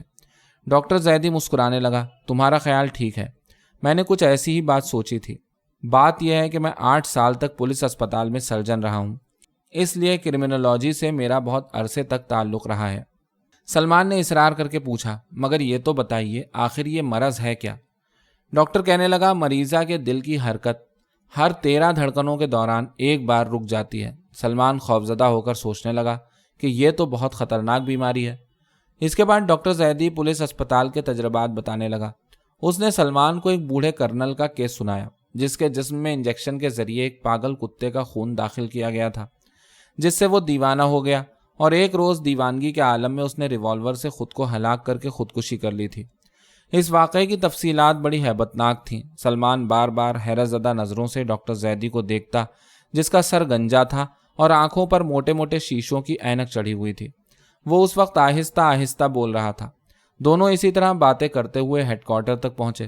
اس وقت رات کے 8 بج رہے تھے۔ ہیڈ کوارٹر پر زیادہ دیر ٹھہرنے کی گنجائش نہیں تھی۔ وہ فوراً بستی کے اسکول کی جانب چل دیا۔ اس روز بھی وہ جلدی پڑھا کر ہیڈ کوارٹر پر واپس آ گیا۔ ان دنوں وہ اپنے کام میں بہت کم دلچسپی لے رہا تھا۔ فلک پیما کی سرگرمیوں کی جانب سے اس نے بے نیازی برتنا شروع کر دی تھی۔ اب وہ سلطانہ اور اس کے گھر کے متعلق زیادہ سوچا کرتا۔ کئی روز بعد وہ نوشا کے گھر کی طرف گیا۔ سڑک طے کر کے جیسے ہی وہ اس گلی میں داخل ہوا جو نوشا کے گھر کی جانب جاتی تھی، اس نے دیکھا کہ نیاز سامنے سے آ رہا تھا۔ وہ فوراً واپس لوٹ پڑا۔ اب نوشا کے گھر جانا خطرے سے خالی نہیں تھا۔ ہیڈ کوارٹر پہنچ کر اس کو معلوم ہوا کہ اسکائی لارکوں کا ایک وفد کلکٹر سے ملنے گیا ہے۔ اس کے بعد وہ اکثر ایسی اطلاعات سنتا رہا۔ وفد کی حکام سے ملاقاتیں ہوتی رہیں، پولیس تحقیقات کرتی رہی۔ اس عرصے میں خان بہادر نے مسجد کی تعمیر کا کام باقاعدگی کے ساتھ شروع کر دیا۔ پرانی 4 دیواری گرا کر نئی دیواریں تعمیر کی گئیں، بڑے بڑے ستون کھڑے کیے گئے، ان پر اونچی اونچی محرابیں بنائی گئیں۔ کام اس قدر تیزی سے شروع ہوا کہ دیکھتے ہی دیکھتے ایک شاندار عمارت ابھر کر سامنے آنے لگی، اور حکام یہ فیصلہ نہ کر سکے کہ کیا کارروائی کی جائے۔ آخر وہ دن بھی آ گیا کہ مسجد کی تعمیر مکمل ہو گئی۔ اس کے فلک بوس مینار تھے، جس پر چڑھ کر صبح صادق کے دھندلکے میں جب خوشالحان مؤذن فجر کی اذان دیتا تو سننے والوں پر وجد طاری ہو جاتا۔ مسجد کی تعمیر کچھ اس طرح کی گئی تھی کہ سڑک کی جانب اس کا جو حصہ تھا اس میں 20 دکانیں نکالی گئیں۔ چونکہ مسجد کی تعمیر میں چندے کی رقم کے علاوہ بھی اخراجات کی ضرورت تھی، اس لیے خان بہادر نے ہر دکان کا 10,000 روپیہ نذرانہ وصول کیا۔ مسجد کے انتظامات کے لیے خان بہادر نے ایک ٹرسٹ بھی قائم کر دیا تھا جس کا وہ خود چیئرمین تھا، اور 5 ٹرسٹیوں میں اس کے 3 بھتیجوں اور ایک داماد کے علاوہ گھر کا ایک پرانا خانسامہ بھی شامل تھا، اس لیے کہ اس سے زیادہ اور کوئی معتبر آدمی اس کی نظر میں اس وقت نہیں تھا۔ دکانیں سڑک کے رخ پر تھیں اور بڑے موقع سے تھیں، لہٰذا مسجد کی تعمیر سے پہلے ہی ضرورت مندوں نے پیشگی رقم دے کر ان کو حاصل کر لیا تھا۔ خان بہادر ہر شام کو اپنی گہری سبز رنگ کی جھلکتی ہوئی کار میں بیٹھ کر تعمیر کا کام دیکھنے آتا، ٹھیکیدار سے گفتگو کرتا، معماروں کو ضروری ہدایتیں دیتا اور خرامہ کار تک واپس جاتا۔ ٹھیکیدار دوڑ کر کار کا دروازہ کھولتا، خان بہادر اندر بیٹھ کر سر کے خفیف سے اشارے سے معماروں اور ٹھیکیدار کے سلاموں کا جواب دیتا اور کار روانہ ہو جاتی۔ اسکائی لارکوں میں پہلے تو بڑا جوش و خروش پایا جاتا تھا، مگر جوں مسجد کی تعمیر مکمل ہوتی گئی ان کے حوصلے پست ہوتے گئے، ان میں جھنجھلاہٹ اور شکست خوردگی کا احساس پیدا ہونے لگا۔ وہ اکثر اپنے محاذ سے غائب رہتے اور چائے خانوں میں بیٹھے گھنٹوں فضول باتیں کیا کرتے۔ اس زمانے میں فلک پیما کے 3 جلسے ایسے ہوئے جس میں کورم پورا نہ ہو سکا۔ صدر کو بغیر کسی کارروائی کے مجبوراً جلسہ ختم کرنا پڑا۔ انجمن کے لیے یہ بڑا نازک دور تھا، کچھ ایسا محسوس ہونے لگا تھا کہ اب فلک پیما کا شیرازہ بکھر جائے گا۔ اس موقع پر علی احمد نے بڑی جرأت اور سوجھ بوجھ کا ثبوت دیا۔ اس نے فوراً اسٹڈی سرکل قائم کیا جس میں وہ زندگی کے بنیادی مسائل پر بحث کرتا، ان کا حل بتاتا، اسکائی لارکوں کے کام کی اہمیت اور ان کے نصب العین کی عظمت پر روشنی ڈالتا۔ ہر رات 10 بجے جب تمام اسکائی لارک اپنے اپنے محاذ سے واپس لوٹتے تو کانفرنس روم میں اسٹڈی سرکل کا کلاس شروع ہوتا۔ ان میں زیادہ تر علی احمد لیکچر دیتا تھا، اس کے علاوہ صفدر بشیر اور فہیم اللہ بھی مختلف موضوعات پر بولتے، پھر ان پر مباحثہ شروع ہوتا۔ ہر اسکائی لارک اپنی بساط کے مطابق اظہار خیال کرتا، اپنی ذہنی کجروی کی اصلاح کرتا اور اپنی معلومات میں اضافہ کرتا۔ ابتدا میں تو اسکائی لارک اسٹڈی سرکل میں بے دلی کے ساتھ شریک ہوتے، مباحثے میں حصہ لینے سے کتراتے اور خاموش بیٹھے سگریٹ کے کش لگایا کرتے، مگر یہ بے تعلقی زیادہ عرصے تک قائم نہ رہی۔ ان میں مطالعے کا ذوق پیدا ہونے لگا۔ اب وہ چائے خانوں میں اپنا وقت برباد کرنے کے بجائے لائبریری میں نظر آتے۔ علی احمد جن کتابوں کو تجویز کرتا ان کو پوری توجہ کے ساتھ پڑھتے، ان سے نوٹ لیتے اور رات کو اسٹڈی سرکل میں شریک ہوتے تو بڑھ چڑھ کر بولتے۔ سلمان، جس کا لہجہ فلک پیما کے جلسوں میں ہمیشہ جارحانہ ہوتا تھا، اب اس کے انداز میں ایک نمایاں تبدیلی رونما ہو رہی تھی۔ وہ سنبھل کر بات کرتا اور اپنی بات کو بڑی وضاحت کے ساتھ بیان کرتا۔ وہ اکثر رات گئے تک جاگتا نظر آتا، اس کی گردن میز پر جھکی ہوتی، سامنے کوئی کتاب ہوتی اور ٹیبل لیمپ کے شیڈ سے پھوٹتی ہوئی ہلکی ہلکی دودھیا روشنی میں اس کے چہرے کے نقوش بڑے ٹھوس نظر آتے۔ اسٹڈی سرکل قائم ہونے کے چند ہی ہفتوں بعد فضا بدلنے لگی۔ اسکائی لارکوں میں شکست خوردگی اور بے حسی زائل ہونے لگی۔ علی احمد کے لیکچروں نے ان میں ایک نئی روح پھونک دی تھی۔ اب پھر وہ فلک پیما کی سرگرمیوں میں دلچسپی کا اظہار کرنے لگے تھے، مگر علی احمد ہنوز مطمئن نہیں تھا۔ اس نے اسکائی لارکوں کی بنیادی کمزوری کا سراغ نکال لیا تھا۔ چنانچہ جب فلک پیما کا ماہانہ اجلاس ہوا تو علی احمد نے یہ تجویز پیش کی کہ اسکائی لارکوں کا ہیڈ کوارٹر صفدر بشیر کی کوٹھی سے منتقل کر کے کسی بستی میں بنایا جائے۔ علی احمد نے جس وقت یہ تجویز پیش کی تو اجلاس میں ایک بارگی سناٹا چھا گیا۔ ہر اسکائی لارک دم بخود رہ گیا۔ یہ جاڑوں کی رات تھی، باہر تیز برفانی ہوائیں چل رہی تھیں۔ اسکائی لارک گرم کمرے کے اندر بیٹھے تھے، تمام دروازے اور کھڑکیاں بند تھیں، دیوار گیریوں سے گہری نارنجی شعاعیں پھوٹ رہی تھیں۔ ہیٹر پر سماوار رکھا تھا جس سے قہوے کی ہلکی ہلکی مہکتی ہوئی بھاپ نکل رہی تھی۔ کمرے کے اس رومانٹک ماحول میں اسکائی لارک گرم لباسوں میں ملبوس سگریٹوں کے کش لگا رہے تھے۔ ان کو علی احمد کی تجویز بڑی عجیب سی معلوم ہوئی۔ کئی اسکائی لارکوں نے اس تجویز کی شدت کے ساتھ مخالفت کی۔ علی احمد نے ان کے اعتراضات کو خاموشی کے ساتھ سنا۔ جب تجویز کی مخالفت میں بولنے والا ہر اسکائی لارک اپنی بات کہہ چکا تو اس نے کھڑے ہو کر بڑے نرم اور سنجیدہ لہجے میں اپنی تجویز کی وضاحت کی اور ان کے اعتراضات کا جواب دیا۔ اس نے اسکائی لارکوں کو سمجھایا کہ انجمن کی جانب سے اراکین میں جو بے نیازی پیدا ہوئی ہے اور ان میں شکست خوردگی کا جو احساس پایا جاتا ہے، اس کی بنیادی وجہ یہ نہیں ہے کہ اسکائی لارکوں کو اسپتال کی زمین کے سلسلے میں ناکامی ہوئی۔ ایسی ناکامیوں سے تو ان کا آئندہ سابقہ پڑتا رہے گا اور وہ ہر بار نئے عزائم کے ساتھ ان کے لیے جد و جہد کریں گے۔ اس شکست خوردگی کے احساس کی اصل وجہ کوٹھی کا رہن سہن ہے۔ جب تک اسکائی لارک عام لوگوں کے ساتھ مل جل کر نہیں رہیں گے، نہ وہ ان کے مسائل کو سمجھ سکیں گے، نہ ان کی نفسیات کو، اور نہ اپنے کام کی اہمیت کو۔ علی احمد آہستہ آہستہ بول رہا تھا۔ اس نے اپنے لہجے پر زور دیتے ہوئے کہا، انجینئر بننے کے لیے مشین کے کل پرزوں سے اور ڈاکٹر بننے کے لیے انسانی جسم کی ساخت اور ہر عضو کی بناوٹ سے پوری طرح آگاہ ہونا ضروری ہے۔ جب ایک انجینئر بگڑی ہوئی مشین کو درست کرتا ہے، جب ایک ڈاکٹر مریض کو موت کے منہ سے بچاتا ہے، تو اس کی خوشی میں ایک مقدس جذبہ کار فرما ہوتا ہے۔ اسکائی لارکوں کا کام اور بھی زیادہ اہم ہے۔ وہ انسانوں سے گمراہی اور پریشان حالی دور کرنا چاہتے ہیں۔ وہ ان کو بہتر انسان بنانے کے لیے جد و جہد کر رہے ہیں۔ ان کی کامیابی ایک عظیم جذبہ ہے۔ ان کی مسرت فرشتوں سے زیادہ پاکیزہ ہے۔ آپ ان پیشہ ور سیاستدانوں کی مثال اپنے سامنے نہ رکھیے جو زندگی کو دوربین سے دیکھتے ہیں۔ عام لوگوں کے مسائل کا اندازہ اخبارات کی من گھڑت خبروں سے کرتے ہیں، ڈرائنگ روموں میں بیٹھ کر سیاست پر بات چیت کرتے ہیں، جلسوں میں جا کر زندہ باد کے نعرے لگواتے ہیں۔ جو لیڈر بننا چاہتے ہیں، شہرت حاصل کرنا چاہتے ہیں، اقتدار اور دولت حاصل کرنا چاہتے ہیں، اسکائی لارکوں کی راہ ان سے مختلف ہے۔ یہ انسانی ترقی اور ارتقاء کا راستہ ہے جس نے وحشی انسان کو غاروں سے نکال کر ایٹمی عہد میں لا کر کھڑا کر دیا ہے۔ کل تک وہ عناصر قدرت کے سامنے ایک حقیر کیڑا تھا، آج وہ عناصر قدرت کو تسخیر کرتا جا رہا ہے۔ علی احمد لمحہ بھر کے لیے رکا، پھر اس نے سلسلہ کلام جاری رکھتے ہوئے کہا، لیڈری تو دولت سے بھی حاصل ہو جاتی ہے، اور دولت کمانے کے نسخے تلاش کرنے کے لیے بازار سے دولت کماؤ اور لکھپتی بن جاؤ، کتاب خریدنے کی بھی ضرورت نہیں۔ خان بہادر فرزند علی سے رجوع کیجیے، وہ اچھا خاصا دولت پیدا کرنے کا چلتا پھرتا نسخہ ہے۔ اس بات پر ایک قہقہہ بلند ہوا اور کانفرنس روم دیر تک اس سے گونجتا رہا۔ سلمان نے بلند آواز سے کہا، وہ تو کفن کھسوٹ ہے۔ علی احمد نے کہا، شائی لارک بھی برا خطاب نہیں ہے۔ صفدر بشیر مسکرا کر بولا، کیا آپ خان بہادری کو چھوٹا خطاب سمجھتے ہیں؟ ایک بار پھر قہقہہ پڑا۔ علی احمد خاموش کھڑا زیر لب مسکراتا رہا۔ جب جلسے میں خاموشی ہو گئی تو اس نے پھر اپنی تقریر شروع کی۔ میرا اس بات سے یہ مطلب تھا کہ اسکائی لارک پیشہ ور لیڈر بننے کے بجائے اس دہقان کی زندگی کو اپنائیں جو مٹی سونگھ کر یہ بتا سکتا ہے کہ زمین کیسی ہے، جو بنجر زمین کو زرخیز اور چٹیل میدانوں کو لہلہاتے ہوئے کھیتوں میں بدل دیتا ہے، جو زمین کا سینہ چیر کر خوشہ گندم پیدا کرتا ہے۔ علی احمد دیر تک تقریر کرتا رہا۔ اپنی تجویز کی حمایت میں اس نے بڑی ٹھوس دلیلیں پیش کیں۔ آخر اس کی تجویز کو منظور کر لیا گیا اور اسی وقت اس کو عملی جامہ پہنانے کے واسطے ایک منصوبہ تیار کیا گیا۔ صفدر بشیر نے دوڑ دھوپ کر کے ہفتہ بھر کے اندر اندر گمٹی میں تھوڑی سی زمین الاٹ کرا لی۔ یہ بہت بڑی بستی تھی اور ایک بنجر پہاڑی کے دامن میں آباد تھی۔ یہاں زیادہ تر فیکٹریوں میں کام کرنے والے اقلیتوں کی آبادی تھی۔ ان کے علاوہ گوالوں کے کچھ خاندان بھی آباد تھے۔ گمٹی میں فلک پیما کا اسکول قائم تھا اور بڑی کامیابی کے ساتھ چل رہا تھا۔ جب شہر میں ملیریا کی وبا پھیلی تھی تو اسکائی لارکوں نے اپنا پہلا کیمپ بھی یہیں لگایا تھا۔ نیا ہیڈ کوارٹر قائم کرنے کے منصوبے پر برابر کام ہوتا رہا۔ آخر وہ دن بھی آ گیا جب تمام اسکائی لارک سویرے ہی سویرے اپنے پلاٹ پر پہنچ گئے۔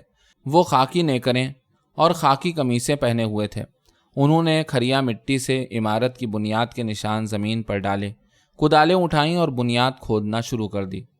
بستی کے لوگوں کے لیے جلد ہی وہ تماشا بن گئے۔ دیکھتے ہی دیکھتے ان کے چاروں طرف ہجوم لگ گیا۔ اس ہجوم میں بچے بھی تھے، جوان بھی تھے اور بوڑھے بھی۔ عورتیں دروازوں سے جھانک جھانک کر ان کو حیرت سے دیکھتیں۔ چند ہی روز میں انہوں نے عمارت کی بنیاد کھود ڈالی اور دیواریں کھڑی کرنا شروع کر دیں۔ وہ بڑی تندہی کے ساتھ ادھر ادھر بھاگتے پھرتے، کوئی اینٹیں ڈھو ڈھو کر لا رہا ہے، کوئی گارا بنا رہا ہے، کوئی پاڑ پر چڑھا ہوا زور زور سے آوازیں دے رہا ہے، کوئی دیوار چن رہا ہے۔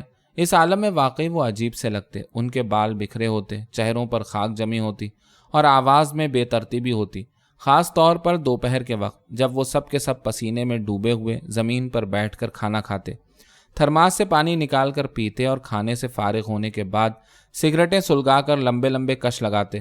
اس وقت وہ بڑی بے تکلفی کے موڈ میں ہوتے تھے، بات بات پر قہقہے لگاتے، ایک دوسرے کے کام پر تبصرہ کرتے اور جب زیادہ تھک جاتے تو کسی دیوار کے سائے میں لیٹ کر آنکھیں بند کیے خاموش پڑے رہتے۔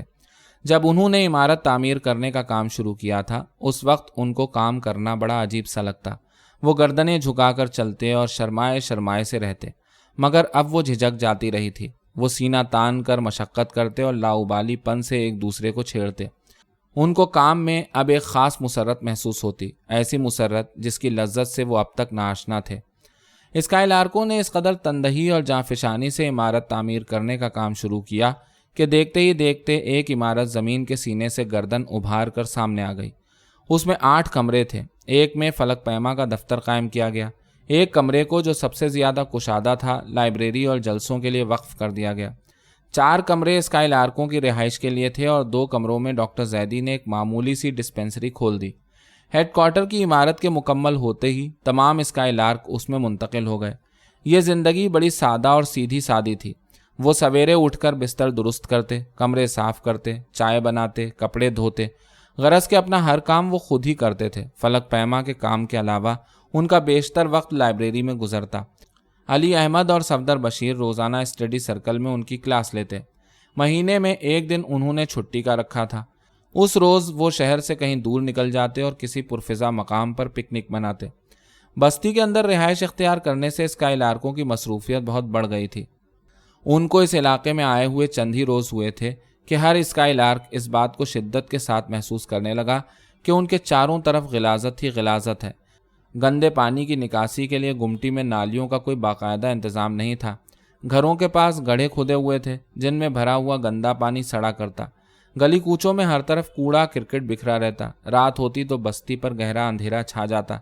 روشنی کا کوئی بندوبست نہیں تھا۔ راہگیر رات کے وقت راستوں پر ٹھوکریں کھاتے، کیچڑ پر پھسل کر گر پڑتے، قدم قدم پر گندے پانی کے گڑھے میں گرنے کا خطرہ درپیش رہتا۔ گو کہ یہ علاقہ میونسپلٹی کی حدود میں تھا، مگر اس نے کبھی اس طرف توجہ نہیں دی۔ فلک پیما کے ایک اجلاس میں یہ مسئلہ زیر بحث آیا اور یہ طے کیا گیا کہ اسکائی لارکوں کا ایک وفد ڈاکٹر زیدی کی رہنمائی میں میونسپلٹی کے متعلقہ افسروں سے ملے اور ان کو صورتحال سے آگاہ کرے۔ چند روز بعد فلک پیما کا وفد میونسپلٹی کے چیئرمین سے ملا۔ اس نے ان کے مطالبات سن کر کہا کہ شہر کی نواحی بستیوں کے لیے میونسپلٹی نے ایک منصوبہ تیار کیا ہے۔ بورڈ کے آئندہ اجلاس میں وہ اس منصوبے کو منظور کرانے کی کوشش کرے گا۔ اس نے وفد کو یقین دلایا کہ منصوبے کی منظوری ملتے ہی نواحی بستیوں میں تعمیرات کا کام تیزی سے شروع کر دیا جائے گا۔ ڈاکٹر زیدی نے واپس آ کر مجلس عاملہ کو اپنی رپورٹ دے دی۔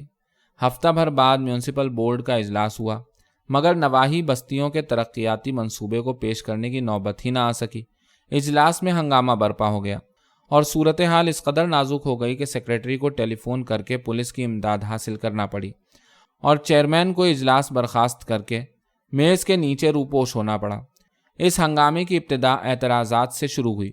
ممبروں نے ایک دوسرے کی ماں اور بہنوں کے پرائیویٹ حصوں کی تعریف میں زور بیان صرف کرنا شروع کر دیا، جس نے آگے چل کر ہاتھا پائی کی صورت اختیار کر لی۔ جوتے تو ہوا میں پرندوں کی طرح اڑنے لگے، گریبان چاک ہو گئے، بال پریشان ہو گئے اور ہر ممبر قیس عامری کے میک اپ میں اسٹیج کا ایکٹر نظر آنے لگا۔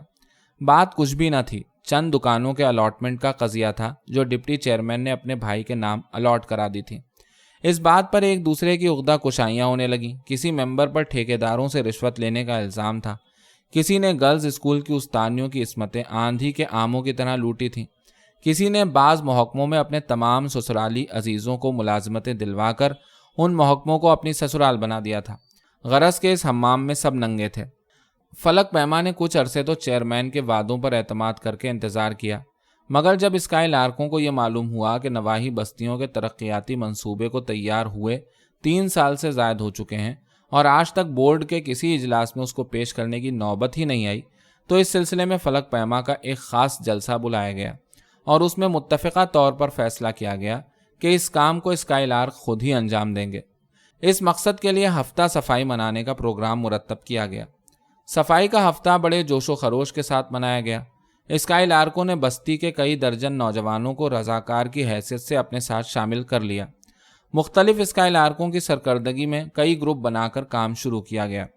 ہفتے بھر کے اندر اندر بستی کا حلیہ تبدیل ہو گیا۔ بستی بھر میں نالیاں کھود کر ان کو بڑے نالے سے ملایا گیا، گڑھے پاٹ دیے گئے، گلیاں صاف کر کے جگہ جگہ کوڑا رکھنے کے لیے بڑے بڑے ٹین کے ڈرم رکھ دیے گئے۔ 4 لالٹینیں خرید کر بستی کے مختلف نکڑوں پر لگا دی گئیں، جن کو روزانہ روشن کرنے اور کیروسین آئل سپلائی کرنے کا بندوبست ایک اسکائی لارک کے سپرد کیا گیا۔ یہ ڈیوٹی ہر مہینے کے بعد بدلتی رہتی۔ بستی کے قریب جو خالی میدان پڑا تھا اس کو صاف کر کے بچوں کے کھیل کود کے لیے ایک معمولی سے پارک کی داغ بیل ڈال دی گئی۔ جن مکانوں کی دیواریں اور چھتیں شکستہ ہو گئی تھیں ان کی سب نے مل کر مرمت کی۔ روزانہ رات کو ہفتہ بھر تک حفظان صحت کے موضوع پر تقریریں کی گئیں۔ ہفتہ صفائی توقعات سے زیادہ کامیاب رہا۔ بستی کو دیکھ کر ایسا محسوس ہوتا تھا جیسے الف لیلائی داستانوں کے کسی جن نے راتوں رات پرانی بستی کی غلاظت کھرچ کر ایک نئی بستی بنا دی تھی۔ اب گلیاں صاف ستھری نظر آتی اور رات کے وقت لالٹینوں کی روشنی در و دیوار پر جھلکتی۔ اسکائی لارک اپنی اس کامیابی پر بے حد مسرور تھے۔ ان میں کام کرنے کا جذبہ اور تیز ہو گیا تھا۔ نیاز جس کام سے کوئٹہ گیا تھا وہ کام بنا نہیں، لہٰذا اس کو جلد ہی واپس لوٹنا پڑا۔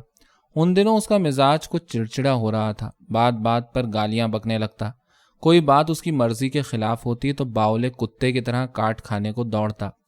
گھر میں رہتا تو بستر پر گھنٹوں خاموش پڑا رہتا یا پھر دالان میں ٹہلتا رہتا۔ اس وقت وہ کسی گہری سوچ میں ڈوبا نظر آتا، گردن جھکی ہوتی اور دونوں ہاتھ پیچھے بندھے ہوتے۔ کوئٹہ سے واپس آنے کے بعد سے اس میں یہ تبدیلی پیدا ہو گئی تھی۔ حالانکہ جب وہ کوئٹہ گیا تھا تو بڑا بشاش نظر آ رہا تھا، واپس آیا تو منہ لٹکا ہوا تھا۔ خلاف معمول وہ اس دفعہ خالی ہاتھ گھر آیا تھا، ورنہ وہ ہمیشہ سوغاتوں سے لدا پھندا گھر کے اندر داخل ہوتا تھا۔ ایسا معلوم ہوتا تھا کہ کوئٹہ میں اس کے ساتھ کوئی سنگین واقعہ پیش آیا تھا۔ ایک آدھ بار بیوی نے اس کی وجہ معلوم کرنے کی کوشش کی تو اس نے بڑے روکھے پن سے جواب دیا۔ انہی دنوں کا ذکر ہے، رات کا وقت تھا اور نیاز کچھ ہی دیر قبل دکان سے گھر واپس آیا تھا۔ وہ بستر پر چپ چاپ لیٹا ہوا چھت کو تک رہا تھا۔ پاس ہی تخت پر بیوی بیٹھی ہوئی چھالیاں کتر رہی تھی۔ اس روز اس کی طبیعت ذرا سنبھلی ہوئی تھی۔ دوپہر کو اس نے غسل بھی کیا تھا اور اس وقت خوب بنی ٹھنی بیٹھی تھی۔ اس کے جسم سے عطر کی تیز خوشبو نکل رہی تھی۔ جب کبھی وہ پہلو بدلتی تو ریشمی لباس کی سرسراہٹیں ابھرتی۔ لیمپ کچھ اس رخ سے رکھا تھا کہ پوری روشنی اس کے چہرے پر نہیں پڑ رہی تھی۔ روشنی اور سایوں کے اس امتزاج سے اس کے رخساروں کی زردی دھندلی پڑ گئی تھی اور آنکھوں کے نیچے سیاہ حلقوں کے نشانات مٹ گئے تھے۔ کمرے کے اندر انگیٹھی سلگ رہی تھی، دہکتے ہوئے انگاروں کی سرخ روشنی دیواروں پر پھیلی ہوئی تھی۔ کمرہ خوب گرم ہو رہا تھا۔ باہر دسمبر کی سرد ٹھہری ہوئی راتوں کا محیب سناٹا چھایا ہوا تھا۔ شیشم کے پتے ہوا سے رک رک کر کھڑکھڑاتے، پراسرار آہٹیں ابھرتی اور پھر گہری خاموشی چھا جاتی۔ بیوی نے اونی شال کو سینے کے نیچے ڈھلکا کر اپنا ہاتھ باہر نکالا اور نیاز کا بازو جھنجھوڑ کر بولی، کیا سوچ رہے ہو؟ نیاز نے مڑ کر اس کی جانب دیکھا، دونوں کی نظریں ملی۔ بیوی ایک خاص ادا کے ساتھ مسکرائی مگر نیاز اس کی جانب توجہ دیے بغیر بیزاری سے بولا، بھائی اس وقت مجھ کو پریشان مت کرو، میری طبیعت خراب ہو رہی ہے۔ بیوی کے دل پر گہرا چرکا لگا مگر وہ اس کو جھیل گئی۔ اس دفعہ اس نے اپنا آدھا جسم اس کے سینے پر جھکا دیا اور بڑے پیار سے بولی، ناراض ہو مجھ سے؟ وہ کسی قدر جھنجھلا کر کہنے لگا، اوفو بھائی حد ہو گئی، خدا کے لیے تم مجھ کو اسی طرح پڑا رہنے دو۔ یہ دوسرا چرکا تھا۔ وہ بلبلا کر رہ گئی، ذرا دیر خاموش رہی اور شکوہ کرنے کے سے انداز میں بولی، آخر تمہیں ہو کیا گیا ہے؟ لاؤ میں تمہارا سر دبا دوں۔ اس کے لہجے میں خوشامد جھلک رہی تھی۔ نیاز ذرا بھی نہ پسیجا، اس کی جانب دیکھے بغیر کہنے لگا، جاؤ تم اپنے بستر پر لیٹو، مجھ کو نیند آ رہی ہے۔ یہ کہہ کر اس نے دوسری طرف کروٹ بدل لی۔ وہ جل بھن کر رہ گئی۔ اس نے محسوس کیا کہ کمرے کا درجہ حرارت بڑھ گیا ہے اور حبس سے اس کا دم گھٹا جا رہا ہے۔ اس نے ایک گہری سانس بھری اور بڑے دکھ کے ساتھ سوچنے لگی، کیا واقعی اب اس میں کوئی دلکشی نہیں رہی؟ بیماری نے اس کو دیمک کی طرح چاٹ کر کھوکھلا کر دیا ہے اور اس کھوکھلے جسم سے نیاز کو ذرا بھی دلچسپی نہیں رہی، یا پھر وہ واقعی پریشان ہے۔ وہ بڑی معاملہ فہم عورت تھی۔ ایک شوہر کے ساتھ زندگی کے 12 سال گزار کر وہ خاصی تجربے کار ہو گئی تھی۔ اس کا پہلا شوہر زندگی بھر اس کا مرید رہا اور وہ اس کو نت نئے حربوں سے اپنی زلف گراگیر کا اسیر کرتی رہی تھی۔ ایک ہی اس کا جی چاہا کہ وہ نیاز کو آزما کر دیکھے۔ یہ بڑا خطرناک اقدام تھا، لیکن اس وقت وہ ہر خطرے کو مول لینے کے لیے آمادہ تھی۔ اس نے سلطانہ کو آواز دی، سلطانہ، اے سلطانہ۔ سلطانہ اپنے کمرے سے بولی، جی اماں۔ وہ ابھی تک جاگ رہی تھی۔ ماں نے کہا، ذرا یہاں آؤ۔ ذرا دیر بعد دروازہ کھولنے کی آواز ابھری اور دالان میں قدموں کی چاپ سنائی دی۔ سلطانہ آ رہی تھی۔ پھر کمرے کے باہر سے اس کی آواز آئی، اماں۔ ماں کہنے لگی، دروازہ کھلا ہے، چلی آؤ۔ سلطانہ دروازہ کھول کر اندر آ گئی۔ وہ اس وقت سردی سے تھرتھرا رہی تھی۔ ماں نے اس کو بلا کر اپنے پاس بٹھا لیا اور اس سے پوچھنے لگی، کیا انو سو گیا؟ وہ تو سرے شام ہی سو گیا تھا۔ ماں بولی، میرا دل گھبرا رہا تھا، سوچا لاؤ تم سے کچھ باتیں کروں، شاید دل بہل جائے۔ سلطانہ نے گردن گھما کر نیاز کی جانب دیکھا جو خاموش پڑا تھا۔ ماں اس سے ادھر ادھر کی باتیں کرنے لگی۔ چند ہی لمحوں بعد نیاز کے جسم میں حرکت پیدا ہوئی۔ وہ ایک ہاتھ اٹھا کر اپنی کمر کھجانے لگا۔ وہ دونوں بیٹھی آہستہ آہستہ باتیں کرتی رہیں۔ انگیٹھی میں ابھی تک انگارے دہک رہے تھے۔ گہری سرخ روشنی میں سلطانہ کے چہرے کی دلکشی نکھر گئی تھی۔ سیاہ آنکھوں میں شبنم کے قطرے جھلک رہے تھے۔ تر و تازہ رخساروں پر برسات کی سہانی شاموں کی شفق پھیل گئی تھی۔ ذرا دیر بعد نیاز نے کروٹ بدلی اور آنکھیں ملتے ہوئے بیوی سے بولا، ارے یہ سلطانہ کب آئی؟ وہ صاف جھوٹ بول رہا تھا۔ اس کی آنکھوں میں نیند کا دور دور تک پتہ نہ تھا۔ بیوی نے جواب دیا، ابھی ذرا دیر پہلے آئی تھی۔ اس سردی میں اس کو باہر نکلنے کی کیا سوجھی؟ سلطانہ سر جھکا کر پان لگانے لگی۔ وہ اس سے نظریں ملاتے ہوئے ڈرتی تھی۔ اس نے جب بھی نیاز کی جانب دیکھا، اس کو نیاز کی آنکھوں میں شکار پر جھپٹنے والے تیندوے کسی تیز چمک نظر آئی۔ وہ ایک نامعلوم خوف سے تھرا کر رہ جاتی۔ بیوی نے نیاز سے پوچھا، اب طبیعت کیسی ہے؟ وہ کہنے لگا، کل ڈاکٹر کو دکھاؤں گا، آج کل طبیعت کچھ گڑبڑ رہتی ہے۔ میں تم سے خود یہی کہنے والی تھی، کل یاد کر کے ڈاکٹر کے پاس چلے جانا۔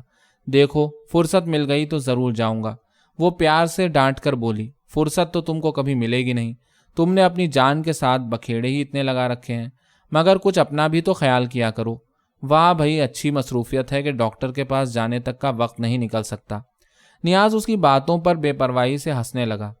دونوں کو باتوں میں مصروف دیکھ کر سلطانہ اٹھ کر جانے لگی تو ماں نے اس کا ہاتھ پکڑ کر بٹھا لیا۔ کہنے لگی، ابھی کون سی زیادہ رات ہوئی ہے؟ سلطانہ بولی، نیند آ رہی ہے۔ ماں نے کہا، تیری آنکھوں میں تو چراغ جلتے ہی نیند آ جاتی ہے، بیٹھ چلی جانا۔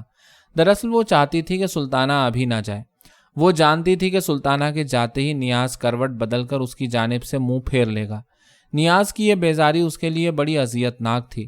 اس کا مطلب یہ ہوتا کہ اس کی ذات میں نیاز کی دلچسپی ختم ہو چکی ہے۔ وہ اپنی دلکشی اور بچی کھچی جوانی تک کھو چکی ہے۔ وہ بوڑھی اور بدصورت ہو گئی ہے۔ یہ احساس اس کے سینے میں نشتر چبھونے لگتا۔ یہ ایسا دکھ تھا جس کو برداشت کرنے کی اس میں ہمت نہیں تھی۔ سلطانہ کو ماں کے مجبور کرنے پر بیٹھنا ہی پڑا۔ وہ دونوں پھر باتیں کرنے لگے۔ انگیٹھی کے اندر انگارے دہکتے رہے۔ سلطانہ کے چہرے پر شفق پھوٹتی رہی۔ اس کے حسن کا جادو جاگتا رہا۔ باہر ہوا سردی سے بلبلاتی رہی۔ کوہر آلود رات چپ چاپ کھڑی تھی۔ اچانک کسی نے باہر کا دروازہ کھٹکھٹایا۔ ڈاکٹر موٹو آیا تھا۔ سلطانہ اپنے کمرے میں چلی گئی۔ اس کی ماں نے شال کو اچھی طرح اپنے جسم کے چاروں طرف لپیٹا اور دیوار کی جانب منہ موڑ کر بیٹھ گئی۔ نیاز جا کر ڈاکٹر کو اپنے ہمراہ لے آیا۔ وہ اس وقت سیاہ اوور کوٹ پہنے ہوئے تھا اور بڑا لہیم شہیم نظر آ رہا تھا۔ کمرے کے اندر داخل ہوتے ہی ڈاکٹر نے کہا، مسٹر نیاز معاف کرنا، میں ایک کیس دیکھنے چلا گیا تھا، بس سیدھا وہیں سے آ رہا ہوں۔ نیاز کہنے لگا، انجیکشن کل بھی لگ سکتا تھا، آپ نے اس جاڑے پالے میں خواہ تکلیف اٹھائی۔ ڈاکٹر مسکرا کر بولا، ارے بھائی ہمیں کہاں آرام نصیب، اپنا کام ہی ایسا ٹھہرا۔ یہ کہہ کر وہ دیوار کے قریب پڑی ہوئی کرسی پر بیٹھ گیا اور نیاز سے کہنے لگا، کمرہ تو خوب گرم ہے۔ اس وقت وہ بڑا بشاش نظر آ رہا تھا۔ بات یہ تھی کہ سپہر ہی کو نیاز نے اسے 1000 روپے کی دوسری قسط دی تھی۔ سلطانہ کی ماں خاموش بیٹھی ہوئی ڈاکٹر کی باتیں سنتی رہی۔ ڈاکٹر نے ذرا ہی دیر بعد اپنے چرمی بیگ کے اندر سے سرنج نکالی اور انجیکشن لگانے کے واسطے اس کے اندر دوا بھرنے لگا۔ نیاز خاموش کھڑا اس کو دیکھتا رہا۔ ڈاکٹر کی پشت اس کی جانب تھی اور سامنے دیوار پر ڈاکٹر کا سایہ بڑا ہیبت ناک معلوم ہو رہا تھا۔ وہ دوا سے بھری ہوئی سرنج لے کر مریضہ کے پاس گیا اور مسکرا کر اس سے پوچھنے لگا، کہیے طبیعت اب کیسی ہے؟ وہ بولی، آج تو ذرا بہتر ہے۔ ڈاکٹر اس کو تسلی دینے کے سے انداز میں بولا، بس اب آپ کی طبیعت انشاءاللہ ٹھیک ہو جائے گی۔ یہ کہہ کر اس نے سرنج والا ہاتھ آگے بڑھایا اور اس سے کہنے لگا، ذرا ہاتھ ادھر کیجئے، میں انجیکشن لگا دوں۔ وہ دبی زبان سے کہنے لگی، ڈاکٹر صاحب میں انجیکشن نہیں لگواؤں گی۔ پہلی بار اس نے انجیکشن لگوانے سے انکار کیا تھا۔ ڈاکٹر اور نیاز دونوں چونک پڑے۔ ڈاکٹر بے نیازی سے ہنس کر بولا، کیوں خیریت تو ہے؟ یہ آج آپ کو کیا سوچی؟ نہ جانے کیوں انجیکشن لگوانے سے میری طبیعت خراب ہو جاتی ہے۔ ڈاکٹر نے مشتبہ نظروں سے مریضہ کو دیکھا جو دیوار کی جانب منہ موڑے بیٹھی تھی۔ پھر اس سے کہنے لگا، آپ کو خامخواہ کا وہم ہو گیا ہے، کہیں انجیکشن سے طبیعت خراب ہوتی ہے۔ اس نے ہلکا سا قہقہا لگایا، لائیے ہاتھ ادھر کیجیے، گھبرائیے نہیں، اب زیادہ انجیکشن نہیں لگاؤں گا۔ مگر وہ اپنی بات پر اڑی رہی۔ اس نے بڑے اعتماد کے ساتھ کہا، نہیں ڈاکٹر صاحب، اب تو میں انجیکشن نہیں لگواؤں گی۔ نیاز کو اس کی باتوں پر سخت غصہ آیا، کہنے لگا خواہ مخواہ کی باتیں مت کرو، چلو انجیکشن لگواؤ، میں نے کہہ دیا کہ اب میں کوئی علاج نہیں کرواؤں گی۔ نیاز نے غصے سے آنکھیں نکالی مگر ڈاکٹر نے اس کو اشارے سے منع کر دیا اور خود بڑی نرمی سے بولا، دیکھیے انجیکشن ناغہ ہو گیا تو یہ آپ کے مرض کے واسطے بہت برا ہوگا۔ میں تو اتنی رات گئے جاڑے پالے میں آپ کی خاطر یہاں آیا اور آپ ہیں کہ انجیکشن لینے سے انکار کر رہی ہیں، یہ تو ٹھیک بات نہیں۔ وہ ابھی تک غیر سنجیدگی کا اظہار کر رہا تھا، مسکرا کر بات کر رہا تھا، مگر جب وہ کسی طرح آمادہ نہ ہوئی تو ڈاکٹر کے چہرے پر پریشانی کا ہلکا ہلکا سا سایہ پھیل گیا۔ اس میں دبے دبے خوف کا بھی احساس ملا ہوا تھا۔ اب اصرار کرنا فضول تھا۔ اس نے سرنج کو خالی کر کے چرمی بیگ کے اندر رکھا اور نیاز سے کہنے لگا، معلوم ہوتا ہے یہ بہت گھبرا گئی ہیں، بھائی ان کو کچھ روز کی چھٹی ملنا چاہیے۔ اس کے بعد اس نے مریضہ سے مخاطب ہو کر کہا، لیجئے اب تو آپ خوش ہو جائیے۔ وہ گردن جھکائے خاموش بیٹھی رہی۔ ڈاکٹر زیادہ دیر وہاں نہ ٹھہرا اور کمرے کے باہر چلا گیا۔ نیاز بھی اس کے ہمراہ چلا گیا۔ دونوں خاموشی کے ساتھ دروازہ کھول کر باہر نکلے۔ گلی بھائیں بھائیں کر رہی تھی، ہر طرف گہرا سناٹا چھایا تھا، کڑاکے کا جاڑا پڑ رہا تھا۔ دونوں آہستہ آہستہ گلی میں چلنے لگے۔ ان کے قدموں کی آہٹ سنسان رات میں پراسرار معلوم ہو رہی تھی۔ گھر سے کچھ دور آگے بڑھ کر ڈاکٹر نے نیاز سے پوچھا، دیکھو پریشان ہونے کی کوئی بات نہیں، ایک خاص اسٹیج پر پہنچنے کے بعد مریض کا مزاج ایسا ہی ضدی اور چڑچڑا ہو جاتا ہے۔ نیاز کہنے لگا، مگر ڈاکٹر صاحب یہ تو اس نے بڑی خراب حرکت کی ہے۔ ڈاکٹر بولا، تم اس بات کا کچھ خیال نہ کرو، مریضہ کو کچھ وہم ہو گیا ہے۔ یہ عورتیں تو شک کی مزاج ہوتی ہیں اور اس شک کو تم ہی دور کر سکتے ہو۔ دیکھو زبردستی مت کرنا ورنہ معاملہ بگڑ جائے گا، کہیں اس کو کچھ شبہ تو نہیں ہو گیا۔ ڈاکٹر کے دل میں بھی یہی چور تھا مگر وہ اس کا اظہار نہیں کرنا چاہتا تھا۔ نیاز کی بات سن کر اس کے بدن میں خفیف سی لرزش ہوئی۔ آہستہ سے بولا، میرا خیال ہے کہ ایسی کوئی بات نہیں ہے۔ اس کی آواز میں دبی دبی تھرتھراہٹ تھی۔ نیاز کہنے لگا، پچھلے دنوں میں کوئٹہ گیا ہوا تھا، کہیں میری غیر موجودگی میں وہ کسی ڈاکٹر کے پاس نہ چلی گئی ہو؟ کیا ایسا ممکن ہے؟ یہ میں اس لیے کہہ رہا ہوں کہ انجیکشن لگوانے سے اس کئی مہینے کے عرصے میں اس نے پہلی بار انکار کیا ہے۔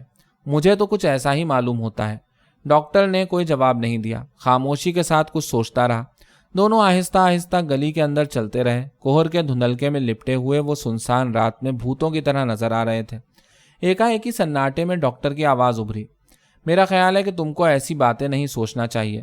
جب تک کوئی بہت ہی ہوشیار ڈاکٹر نہ ہو اسے شبہ تک نہیں ہو سکتا۔ بہرحال تم اس بات کی نگہداشت رکھو کہ وہ اسپتال نہ جانے پائے اور نہ کسی ڈاکٹر سے مشورہ کرے۔ احتیاط کرنا ہر حال میں ضروری ہے۔ اس کے علاوہ اس نے نیاز کو کچھ اور ضروری ہدایات دیں اور آپس میں یہ طے ہوا کہ جب مریضہ انجیکشن لگوانے کے لیے آمادگی کا اظہار کرے تو نیاز ڈاکٹر کو بلوا لے۔ دونوں باتیں کرتے ہوئے گلی کے نکڑ پر آ گئے۔ سامنے سڑک پر ڈاکٹر کی کار کھڑی تھی۔ دونوں اس کے قریب پہنچ گئے۔ ڈاکٹر نے نیاز سے مصافحہ کیا اور کار کا دروازہ کھول کر اندر بیٹھ گیا۔ نیاز گلی کے اندر چلا گیا۔ وہ تھکے ہوئے قدموں سے آہستہ آہستہ چل رہا تھا۔ بیوی کی اس حرکت نے اس کو بہت پریشان کر دیا تھا۔ اس پریشانی میں خوف اور غصے کا امتزاج تھا۔ وہ جھنجھلایا ہوا سا گھر کے اندر داخل ہوا۔ بیوی ابھی تک جاگ رہی تھی۔ دونوں نے ایک دوسرے کو دیکھا مگر کوئی بات چیت نہ ہوئی۔ نیاز تھکا ہوا سا جا کر بستر پر لیٹ گیا۔ ذرا دیر تک وہ خاموش پڑا رہا مگر اس کو چین نہ آیا۔ اٹھ کر بیٹھ گیا اور بیوی سے کہنے لگا، آخر تم چاہتی کیا ہو؟ وہ آہستہ سے بولی، کیا؟ اس نے جان بوجھ کر تغافل برتا۔ اس بے نیازی پر نیاز کو اور تاؤ آیا۔ بگڑ کر بولا، تمہارا سر۔ وہ نرم لہجے میں کہنے لگی، تمہارا تو لڑنے کو دل چاہ رہا ہے، کئی روز سے تم پر اس کا بھوت سوار ہے۔ یہ کہہ کر اس نے شال سنبھالی اور تخت سے نیچے اترتے ہوئے بولی، مجھے تو نیند آ رہی ہے۔ اس نے زبردستی جمائی لینے کی کوشش کی اور تخت سے اتر کر کھڑی ہو گئی۔ وہ جانتی تھی کہ نیاز اس وقت غصے میں بھرا بیٹھا ہے، لہٰذا وہ اس سے الجھنا نہ چاہتی تھی۔ اس نے سوچا کہ اب اسی میں خیریت ہے کہ وہ بستر پر جا کر لیٹ جائے۔ نیاز لمحہ بھر تو اس کو گھورتا رہا، پھر بگڑ کر کہنے لگا، میں کہتا ہوں تم نے آج انجیکشن کیوں نہیں لگوایا؟ وہ بولی، مجھے انجیکشن لگوانے سے ہال ہوتا ہے اور میں جو اتنا پیسہ علاج پر برباد کر چکا ہوں، تو اب مت برباد کرو۔ نیاز زچ ہو کر بولا، انجیکشنوں کا پورا کورس تو تم کو لینا ہی پڑے گا، میں اس کی پیشگی رقم دے چکا ہوں۔ وہ تنک کر کہنے لگی، واہ یہ بھی اچھی رہی، چاہے میں ان کو لگوا کر مر ہی کیوں نہ جاؤں مگر تمہاری رقم وصول ہو جائے۔ میں کہتا ہوں کیوں اپنی جان کے پیچھے پڑی ہو؟ اس دفعہ نیاز کا لہجہ کسی قدر مدھم تھا۔ وہ بھررائی ہوئی آواز سے بولی، خدا کے لیے تم مجھ کو میرے حال پر چھوڑ دو، میں کوئی علاج ولاج نہیں کروں گی۔ خدا کی ذات میں بڑی قوت ہے، زندگی ہے تو یوں ہی اچھی ہو جاؤں گی۔ یہ کہتے کہتے اس کی آواز گلوگیر ہو گئی اور آنکھوں سے آنسو گرنے لگے۔ نیاز کو اس کی یہ حرکت سخت ناگوار گزری، جل کر بولا، عجیب الو کی پٹھی عورت سے سابقہ پڑا ہے۔ نیاز نے پہلی بار اس کو گالی دی تھی، اس کے آگ ہی تو لگ گئی۔ چٹک کر بولی، دیکھو زبان سنبھال کر بات کرو، مرنے والا مر گیا، وہ اپنی جگہ میں اپنی جگہ، کبھی گالی دینا تو درکنار، مجھ سے تو کر کے بھی بات نہیں کی۔ یہ سلطانہ کے باپ کا ذکر تھا اور اس کے ذکر سے نیاز ہمیشہ جھنجھلاتا تھا۔ اس وقت تو وہ یوں بھی جلا ہوا تھا، کہنے لگا، اسی سالے بھڑوے نے تمہارا مزاج خراب کیا ہے، مرے ہوئے کو گالی دیتے تم کو شرم نہیں آتی؟ نیاز زور سے چیخا، بس زبان بند کر، جتنا منع کرو اسی قدر حرامزادی سر پر چڑھے چلی جا رہی ہے تیری تو۔ اس نے ایک گندی سی گالی دی اور لپک کر اس کے قریب پہنچ گیا۔ اچھا تو اب تم مجھ پر ہاتھ بھی اٹھاؤ گے؟ نیاز نے ایک بار کی کئی گالیاں دے ڈالیں اور اس کے منہ پر زناٹے کا ایک تھپڑ رسید کیا، پھر دوسرا، تیسرا۔ اس کا ہاتھ تیزی سے چلتا رہا، وہ خاموش کھڑی مار کھاتی رہی۔ نیاز نے اس کی کمر پہ کئی لاتیں ماری۔ شور سن کر سلطانہ ننگے پیر بھاگتی ہوئی کمرے کے اندر داخل ہوئی۔ اس نے دیکھا ماں زمین پر اوندھے منہ پڑی تھی اور نیاز اس کے قریب کھڑا خچر کی طرح زور زور سے ہانپ رہا تھا۔ اس کی آنکھیں خوخار ہو رہی تھیں، منہ سے کف جاری تھا۔ سلطانہ نے اس سے کوئی بات نہیں کی، جلدی سے جا کر ماں کو فرش پر سے اٹھایا۔ اس کے بال خاک میں اٹے ہوئے تھے، چہرہ مردے کی طرح سفید ہو رہا تھا اور نچلے ہونٹ سے گاڑھا گاڑھا خون بہ رہا تھا۔ لیمپ کی میلی میلی زرد روشنی میں وہ بڑی ڈراؤنی نظر آ رہی تھی۔ نیاز نے اس کی جانب کوئی توجہ نہیں دی، کھونٹی سے کوٹ اتار کر پہنا، گلے میں مفلر لپیٹا اور تیز تیز قدموں سے چلتا ہوا کمرے کے باہر چلا گیا۔ سلطانہ نے اس کو جاتے ہوئے دیکھا مگر وہ اس سے کچھ کہہ نہ سکی۔ اس نے آنگن میں اس کے بھاری بھاری قدموں کی آہٹ سنی، پھر دروازہ کھلنے کی آواز آئی۔ وہ گھر سے باہر جا چکا تھا۔ سلطانہ نے ماں کو سنبھال کر بستر پر لٹا دیا۔ اس کی آنکھیں بند تھیں اور وہ رک رک کر سانسیں لے رہی تھی۔ اس کا جسم درخت کی ٹوٹی ہوئی شاخوں کی طرح جھول رہا تھا۔ وہ بے ہوش ہو گئی تھی۔ سلطانہ نے اس کی یہ حالت دیکھی تو گھبرا کر رونے لگی۔ ماں کئی منٹ تک بے ہوش پڑی رہی۔ سلطانہ اس کے قریب بیٹھی آہستہ آہستہ روتی رہی۔ آخر ماں نے آنکھیں کھول کر اس کو دیکھا اور بڑی نحیف آواز سے بولی، سلطانہ۔ سلطانہ نے جلدی جلدی دوپٹے کے آنچل سے آنسو پوچھے اور اس سے پوچھنے لگی، اب کیسی طبیعت ہے اماں؟ اس نے کوئی جواب نہ دیا اور بڑی گہری سانس بھری۔ پھر اس نے بڑے دکھ سے کہا، رو کیوں رہی ہے میری بچی؟ میری قسمت میں یوں ہی لکھا تھا۔ سلطانہ نے زبان سے ایک لفظ نہ نکالا، خاموشی کے ساتھ اس کے سینے پر سر رکھ کر پھوٹ پھوٹ کر رونے لگی۔ نیاز نے ساری رات دکان کے اندر جاگ کر گزاری۔ کڑاکے کا جاڑا پڑ رہا تھا، اس کے پاس اوڑھنے بچھانے کی کوئی چیز نہیں تھی۔ دکان میں ایک پرانا فوجی اوور کوٹ پڑا تھا جس کو اس نے ٹانگوں پر ڈال لیا، مگر جوں جوں رات ڈھلتی گئی سردی شدت اختیار کرتی گئی، اس کا حلیہ بے رنگ ہو گیا۔ تمام رات وہ بیٹھا بیوی کو گالیاں دیتا رہا اور سردی سے کپکپاتا رہا۔ دوسرے دن بھی وہ گھر نہیں گیا۔ تیسرے روز شام کے وقت انو دکان پر آیا۔ اس کو دیکھ کر نیاز نے دل میں ایک دبی دبی مسرت کو محسوس کیا۔ ان 3 دنوں میں اس کی جو اہمیت گھٹ گئی تھی اور جس کو سوچ سوچ کر اسے بیوی پر رہ رہ کے تاؤ آ رہا تھا، اب اس کا بول بالا ہو گیا تھا۔ اس نے بڑے روکھے پن سے پوچھا، کیسے آئے یہاں؟ انو خوفزدہ نظر آ رہا تھا۔ اس نے فوراً جواب دیا، اماں نے بلایا ہے۔ نیاز نے دل ہی دل میں کہا کہ اب حرام زادی کو پتہ چلا ہے، ابھی کیا ہے، چند روز بعد سالی خود بھاگی ہوئی آئے گی۔ کچھ یہی سوچ کر اس نے انو کو گھور کر دیکھا اور ناراضگی سے کہنے لگا، اپنی اماں سے کہہ دینا کہ اس گھر سے اب میرا کوئی تعلق نہیں رہا۔ انو نے اس کی بات کا کوئی جواب نہیں دیا اور سر جھکائے خاموش کھڑا رہا۔ اس کی آنکھوں میں خوف تھا اور چہرے پر گھبراہٹ کے آثار تھے۔ نیاز نے اس کو خاموش دیکھ کر زور سے ڈانٹا، ابے اب یہاں میرے سر پر کیوں کھڑا ہے؟ جا کے کہہ دینا اس حرام زادی سے کہ میں اب کبھی اس گھر پر پیشاب بھی نہیں پھیروں گا۔ لمحہ بھر کے لیے وہ رکا اور بڑے بے ہنگم طریقے پر چلایا، ابے اب جا رہا ہے یہاں سے یا کچھ لے کے جائے گا؟ وہ گالیاں دیتا ہوا انو پر جھپٹا اور وہ سہما ہوا سا چپ چاپ دکان سے باہر چلا گیا۔ انو کے جانے کے بعد وہ گردن اونچی کر کے بیٹھ گیا اور آہستہ آہستہ بڑبڑانے لگا۔ اسے یقین تھا کہ اب بیوی خود اس کو دکان پر منانے آئے گی۔ اسی خیال سے وہ دکان سے نکل کر کہیں گیا بھی نہیں اور بے چینی سے بیٹھا بیوی کے آنے کا انتظار کرتا رہا۔ رات دبے دبے قدموں سے آ کر کوچہ و بازار پر چھا گئی۔ اندھیرا گہرا ہو گیا۔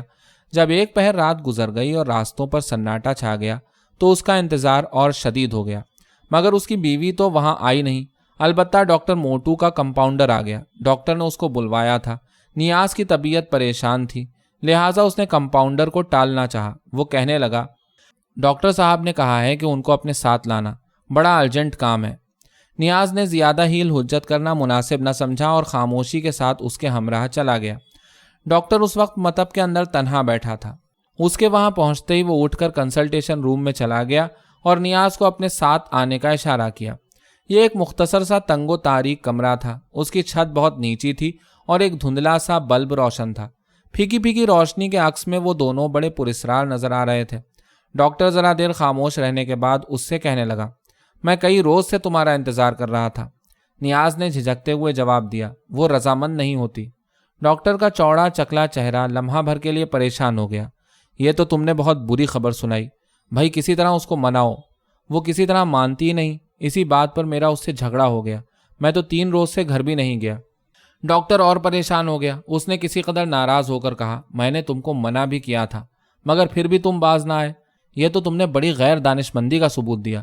ڈاکٹر صاحب آپ اس کو نہیں جانتے، وہ بڑی ضدی عورت ہے۔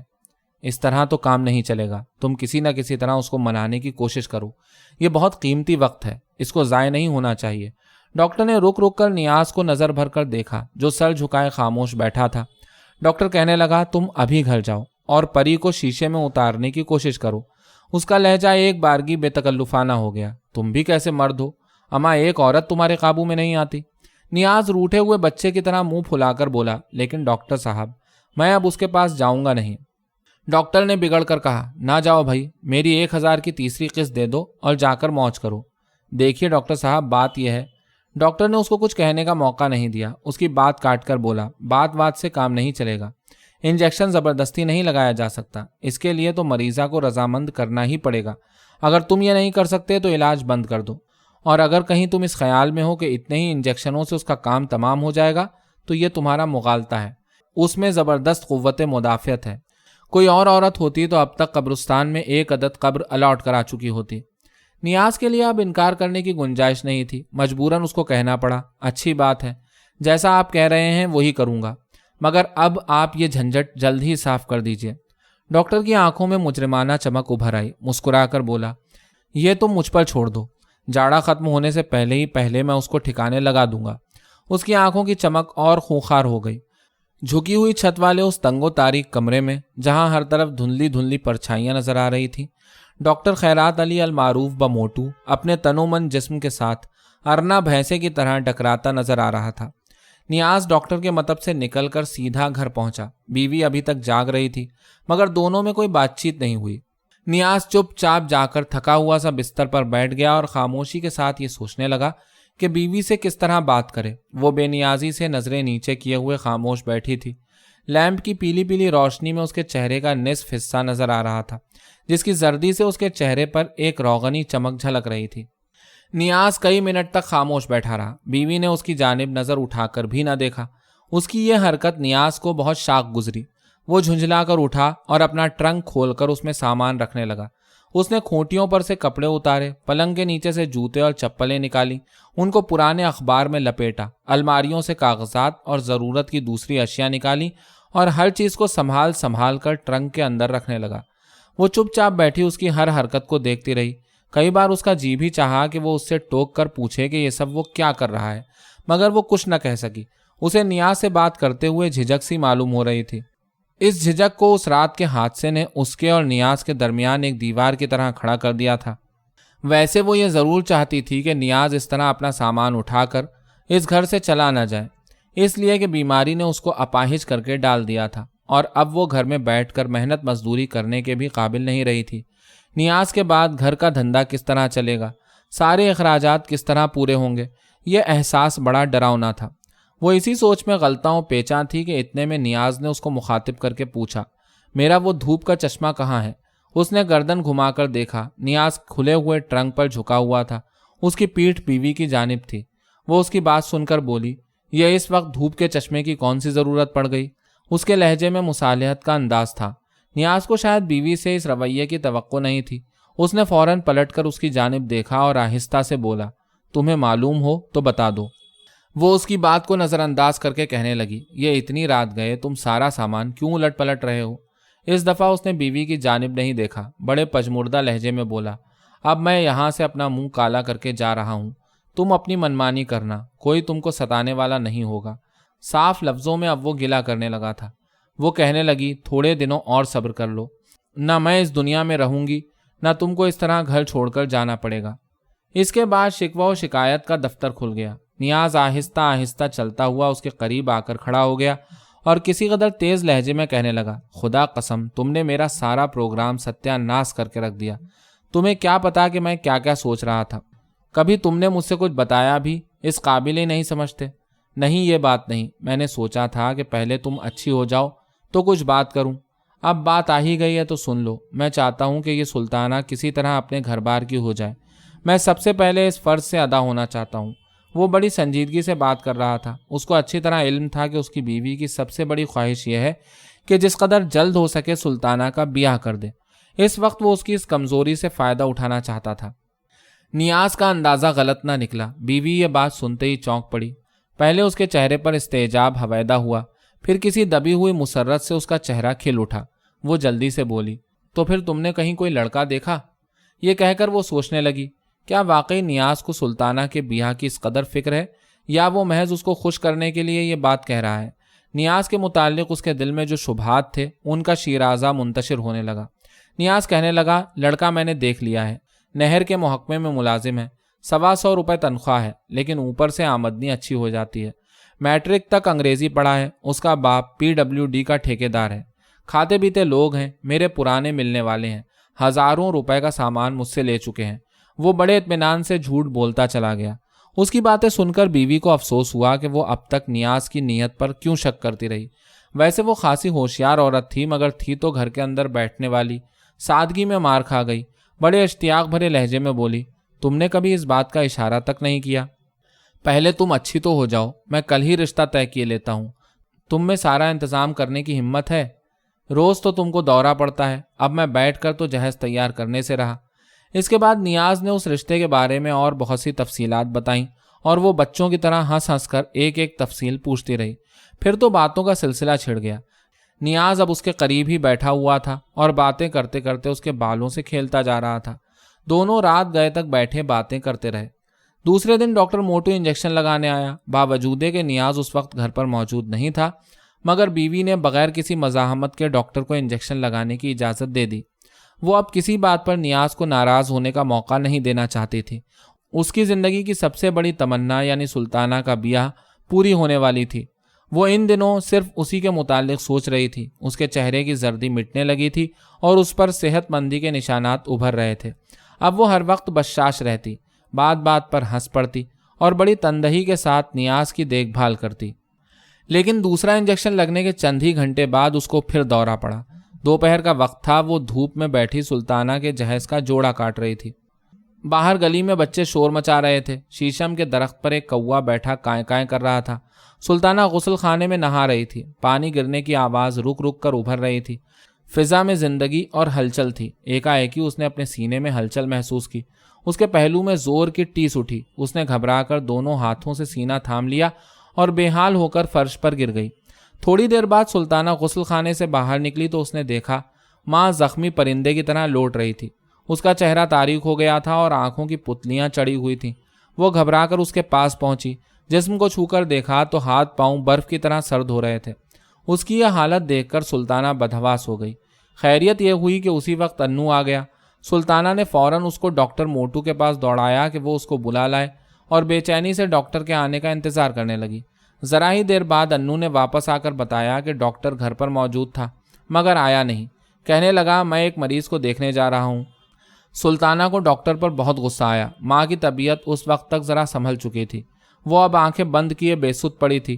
وہ تھوڑے تھوڑے وقفے کے بعد آہستہ آہستہ کراہتی اور سینے کو دونوں ہاتھوں سے بھینچ لیتی۔ سہ پہر تک مریضہ کی حالت اس قابل ہو گئی تھی کہ وہ آنگن سے اٹھ کر کمرے میں چلی گئی اور اپنے بستر پر جا کر لیٹ گئی، لیکن وہ ابھی تک اس قابل نہیں ہوئی تھی کہ بات چیت کر سکے۔ کئی بار اس نے بات کرنے کے لیے ہونٹ کھولے مگر سینے کی ٹیسوں نے کچھ کہنے کا موقع نہیں دیا۔ اسی عالم میں اس کی آنکھ لگ گئی اور شام تک پڑی سوتی رہی۔ رات کو اس کی طبیعت اور سنبھل گئی۔ اس نے گرم گرم دودھ کا ایک پیالہ پیا اور تکیے سے پیٹھ ٹکا کر اونچی ہو کر بیٹھ گئی۔ سلطانہ سرہانے بیٹھ کر اس کا سر دبانے لگی۔ رات کا ایک پہر گزر چکا تھا، سردیوں کی رات تھی، سرے شام ہی سناٹا پڑ گیا تھا۔ نیاز ابھی تک واپس نہیں لوٹا تھا۔ سلطانہ دیر تک بیٹھی ماں کا سر دباتی رہی اور آہستہ آہستہ ادھر ادھر کی باتیں بھی کرتی رہی۔ بہت دیر بعد جب ماں کی آنکھ لگ گئی تو سلطانہ خاموشی کے ساتھ اٹھ کر اپنے کمرے میں سونے کی غرض سے چلی گئی۔ آدھی رات سے کچھ دیر پہلے نیاز گھر میں آیا۔ وہ اس وقت بہت تھکا ہوا نظر آ رہا تھا۔ بیوی گہری نیند میں سو رہی تھی۔ نیاز نے نظر بھر کر اس کو دیکھا مگر جگانے کی کوشش نہیں کی۔ چپ چاپ کپڑے تبدیل کیے اور بستر پر جا کر لیٹ گیا۔ سلطانہ کی ماں کو اب ہر دوسرے تیسرے دن دورہ پڑنے لگا تھا اور ڈاکٹر موٹو ان دوروں کو رفع کرنے کے لیے انجیکشن پر انجیکشن لگا رہا تھا۔ وہ عام طور پر رات گئے آتے کے ساتھ ہی مریضہ کا حال پوچھتا، اس کو تسلی دیتا اور سرنج میں دوا بھر کر انجیکشن لگاتا۔ اس کے بعد وہ اپنا چرمی بیگ لٹکائے ہوئے گھر سے باہر نکل جاتا۔ سنسان گلی میں اس کے قدموں کی آواز دور تک سنائی پڑتی۔ ایک روز سویرے ہی سویرے اس کے سینے میں درد اٹھا اور وہ بے حال ہو کر فرش پر گر پڑی۔ دن بھر میں کئی بار اس پر غشی کا دورہ پڑا۔ ان دنوں نیاز کسی کام کے سلسلے میں کراچی گیا ہوا تھا۔ سلطانہ نے ماں کی حالت بگڑتے دیکھی تو فوراً ڈاکٹر موٹو کو بلوایا۔ وہ آ تو گیا مگر کوئی دوا نہیں دی۔ یہ کہہ کر چلا گیا کہ گھبرانے کی کوئی بات نہیں، خود بخود طبیعت سنبھل جائے گی۔ شام کو بڑا سخت دورہ پڑا، آنکھیں پھر گئیں، ہاتھ پاؤں ٹھنڈے پڑ گئے، بتی سی بیٹھ گئی۔ سلطانہ نے اس کا یہ حال دیکھا تو رو رو کے آنکھیں سجا لیں۔ صبح سے اس کے منہ میں کھیل تک نہیں گئی تھی۔ دن بھر کا فاقہ اور یہ پہاڑ سا غم، اس کا چہرہ کملا گیا۔ وہ اپنی بڑی بڑی آنکھیں پھاڑے پاگلوں کی طرح گھر میں ادھر ادھر دوڑتی پھر رہی تھی۔ پھر اسے خود ہی کچھ خیال آیا۔ اس نے جلدی سے اٹھ کر وضو کیا، جزدان سے قرآن شریف نکالا اور اس کے سرہانے بیٹھ کر سورہ یاسین پڑھنے لگی۔ کمرے کے اندر لیمپ روشن تھا۔ اس کی زرد زرد روشنی میں ماں بستر پر آنکھیں بند کیے پڑی تھی۔ اس کی سانس آہستہ آہستہ چل رہی تھی۔ قریب ہی کرسی پر انو سر جھکائے خاموش بیٹھا تھا۔ اس کا چہرہ پیلا پڑ گیا تھا۔ وہ بار بار سہمی ہوئی نظروں سے ماں کو دیکھتا جو دھندلی دھندلی روشنی میں لاش کی طرح بے سود پڑی تھی۔ کمرے کے آصف زدہ سکوت میں سلطانہ کی آواز آہستہ آہستہ ابھر رہی تھی۔ ایسا محسوس ہو رہا تھا کہ جیسے کوئی ہچکیاں لے لے کر رو رہا ہے، کوئی بہت بڑی آفت نازل ہونے والی ہے۔ لیمپ بھڑک کر بجھ جائے گا، کمرے کے اندر قبر کی سی تاریکی چھا جائے گی، دروازہ آہستہ سے کھلے گا اور ملک الموت اندر آ جائے گا۔ سلطانہ نے سورہ یاسین پڑھتے پڑھتے اچانک محسوس کیا کہ باہر آنگن میں کوئی آہستہ آہستہ چل رہا ہے۔ قدموں کی چاپ رک رک کر ابھر رہی تھی۔ سلطانہ کی آواز بے ہنگم ہو گئی۔ اس نے خوفزدہ نظروں سے دروازے کی جانب دیکھا۔ اس کو ایسا محسوس ہوا کہ کوئی کواڑ سے لگا اندھیرے میں کھڑا ہے۔ ایک بار کی اس کی آواز گھٹی ہوئی چیخ کے ساتھ رک گئی۔ کمرے کے اندر ہولناک خاموشی چھا گئی۔ انو خوفزدہ ہو کر سلطانہ کو گھورنے لگا جو سہمی ہوئی پتھر کے مجسمے کی طرح خاموش بیٹھی تھی۔ اسی وقت ماں نے کروٹ بدلی، پلنگ آہستہ سے چرچرایا اور اس کے ساتھ ہی ماں کی نحیف آواز ابھری، سلطانہ۔ سلطانہ نے جلدی سے گردن گھما کر ماں کی جانب دیکھا۔ وہ آنکھیں کھولے دیوار کو تک رہی تھی۔ سلطانہ فوراً تخت پر سے اتر کر ماں کے پاس آ گئی اور سرہانے بیٹھ کر اس کا سر دبانے لگی۔ رات کے 8 بجے تک ماں کی طبیعت خاصی سنبھل گئی۔ وہ اب آہستہ آہستہ بول رہی تھی۔ سلطانہ اس کے قریب ہی بیٹھی تھی۔ اس کے چہرے پر سے افسردگی مٹ چکی تھی۔ اب وہ کسی قدر بشاش نظر آ رہی تھی۔ ماں نے باتیں کرتے کرتے ایک بار سلطانہ کو گہری نظروں سے دیکھا اور لمحہ بھر تک بغور اس کو دیکھتی رہی۔ پھر اس نے ایک گہری سانس بھری اور انو سے کہنے لگی، بیٹا ذرا جا کر آپا کنیز کو تو بلا لا۔ کہنا اماں نے بلایا ہے، بہت ضروری کام ہے، اپنے ساتھ ہی ان کو لے کر آنا۔ انو ایک سعادت مند بچے کی طرح اٹھ کر کمرے سے باہر چلا گیا۔ سلطانہ سوچنے لگی کہ یہ اس وقت اماں نے خالہ کنیز کو کیوں بلایا ہے۔ وہ ہمیشہ ان کے نام سے چڑھتی تھیں، ایک ایک ہی ان پر اتنی مہربان کیوں ہو گئیں۔ تھوڑی دیر بعد انو ادھیڑ عمر کی ایک عورت کے ساتھ کمرے کے اندر داخل ہوا۔ اس کا جسم بھدا تھا اور داہنے گال پر ایک سیاہ مسا تھا جو بھنورے کی طرح چہرے پر بیٹھا ہوا معلوم ہوتا تھا۔ اس کا دہانہ چوڑا تھا اور کلے میں پان کی گلوری دبی ہوئی تھی۔ کمرے میں داخل ہوتے ہی اس نے سلطانہ کی ماں کو نظر بھر کر دیکھا اور کہنے لگی، اب کیسی طبیعت ہے؟ سلطانہ کی ماں نے جواب دیا، بس اچھی ہی ہے، زندگی کے دن کاٹ رہی ہوں۔ وہ جھٹ بولی، ہے کیا اول فول بکے جا رہی ہو؟ نہ وقت دیکھتی ہو نہ گھڑی، جو منہ میں آیا بھڑ سے کہہ دیا، دشمنوں کے منہ میں خاک۔ تم کیوں زندگی کے دن کاٹنے لگی؟ اللہ میاں تم کو اپنے بچوں کے سہرے کی بہار دیکھنا نصیب کرے۔ اے بیماری ہی تو ہے، کون نہیں بیمار پڑتا، اچھی ہو جاؤ گی، دل کیوں چھوٹا کرتی ہو؟ وہ روانی سے بولتی چلی گئی، بڑی تیز عورت تھی۔ सुल्ताना ने सोचा, ये तो बड़ी बातूनी औरत है, घंटों पीछा नहीं छोड़ेगी, पान चबाती जाएगी और हाथ मटका मटका कर बोलती रहेगी। उसको भूख भी शिद्दत से लग रही थी। वो चुपचाप उठकर कमरे से बाहर चली गई। माँ तकिए से कमर टिकाए आपा कनीज से बातें करने लगी। दौराने गुफ्तगू में सुल्ताना की माँ ने उससे पूछा, आपा हशमत आजकल क्या कर रहा है? वो झट से बोली, वहीं बिजली घर में है, अब तो वो बड़ा अच्छा कारीगर हो गया है। इसके अलावा प्राइवेट काम से भी कभी 2 कभी 2.5 कमा लाता है। माशाल्लाह इस वक्त वो सब भाइयों से मज़े में है। सुल्ताना की माँ ज़रा देर तक खामोश बैठी दीवार को तकती रही। फिर उसने बगैर उसकी जानिब देखे हुए पूछा, कहीं उसका रिश्ता भी लगाया? एक ज़माने में तो तुम घर घर लड़कियां पसंद करती फिरती थी। कल ही एक जगह से बात आई थी, मगर लड़की मुझे पसंद नहीं आई। हाथी की सूंड किसी नाक थी उसकी। सुल्ताना की माँ ने कहा, ए लड़की थी या हथनी? इस बात पर दोनों को हंसी आ गई। ज़रा देर तक कमरे के अंदर गहरी खामोशी छाई रही। फिर इस सुकूत में सुल्ताना की माँ की आवाज़ उभरी, आपा मेरी सुल्ताना को हशमत के लिए ले लोगी? अधेड़ उम्र की आपा कनीज़ ने हैरत से आंखें फाड़ कर उसको देखा। इस बात पर जैसे उसको यकीन नहीं आया था। कहने लगी, मैंने तो हमेशा तुमसे कहा कि घर का लड़का है, देखा भाला है, कोई ऐब नहीं, किसी फेल में नहीं। एक ज़रा रंग सांवला है तो मर्द का क्या रंग रूप देखना, कमाओ पूत होना चाहिए, बीवी को अच्छी तरह रखे। हशमत को तो तुम जानती ही हो, निगोड़ा लड़का काहे को है, वो तो लड़कियों से गया गुजरा है, क्या मजाल के किसी तरफ नज़र उठाकर भी देख ले। वो अपने मंझले बेटे की खूबियाँ गिनाती रही और सुल्ताना की माँ चुपचाप बैठी उसकी बातें सुनती रही। जब वो अपनी बात कह चुकी तो सुल्ताना की माँ ने कहा, देखो आपा, मैं अब ज़िंदगी से नाउम्मीद हो चुकी हूँ, न जाने किस वक्त आँख बंद हो जाए। मैं चाहती हूँ कि सुल्ताना मेरी ज़िंदगी ही में अपने घर बार की हो जाए, वरना कब्र में मेरी रूह बिलकती रहेगी। ये कहते कहते वो रो पड़ी। अरे कैसी बातें कर रही हो, जल्द ही अच्छी हो जाओगी। नहीं आपा, अब मैं बचूंगी नहीं। मैं चाहती हूँ कि जितनी जल्द हो सके इस फ़र्ज़ से अदा हो जाऊँ। तुम कहो तो मैं कल ही लड़के को ले आऊँ, निकाह पढ़वा लो, रुखसती चाहे बाद में कर देना।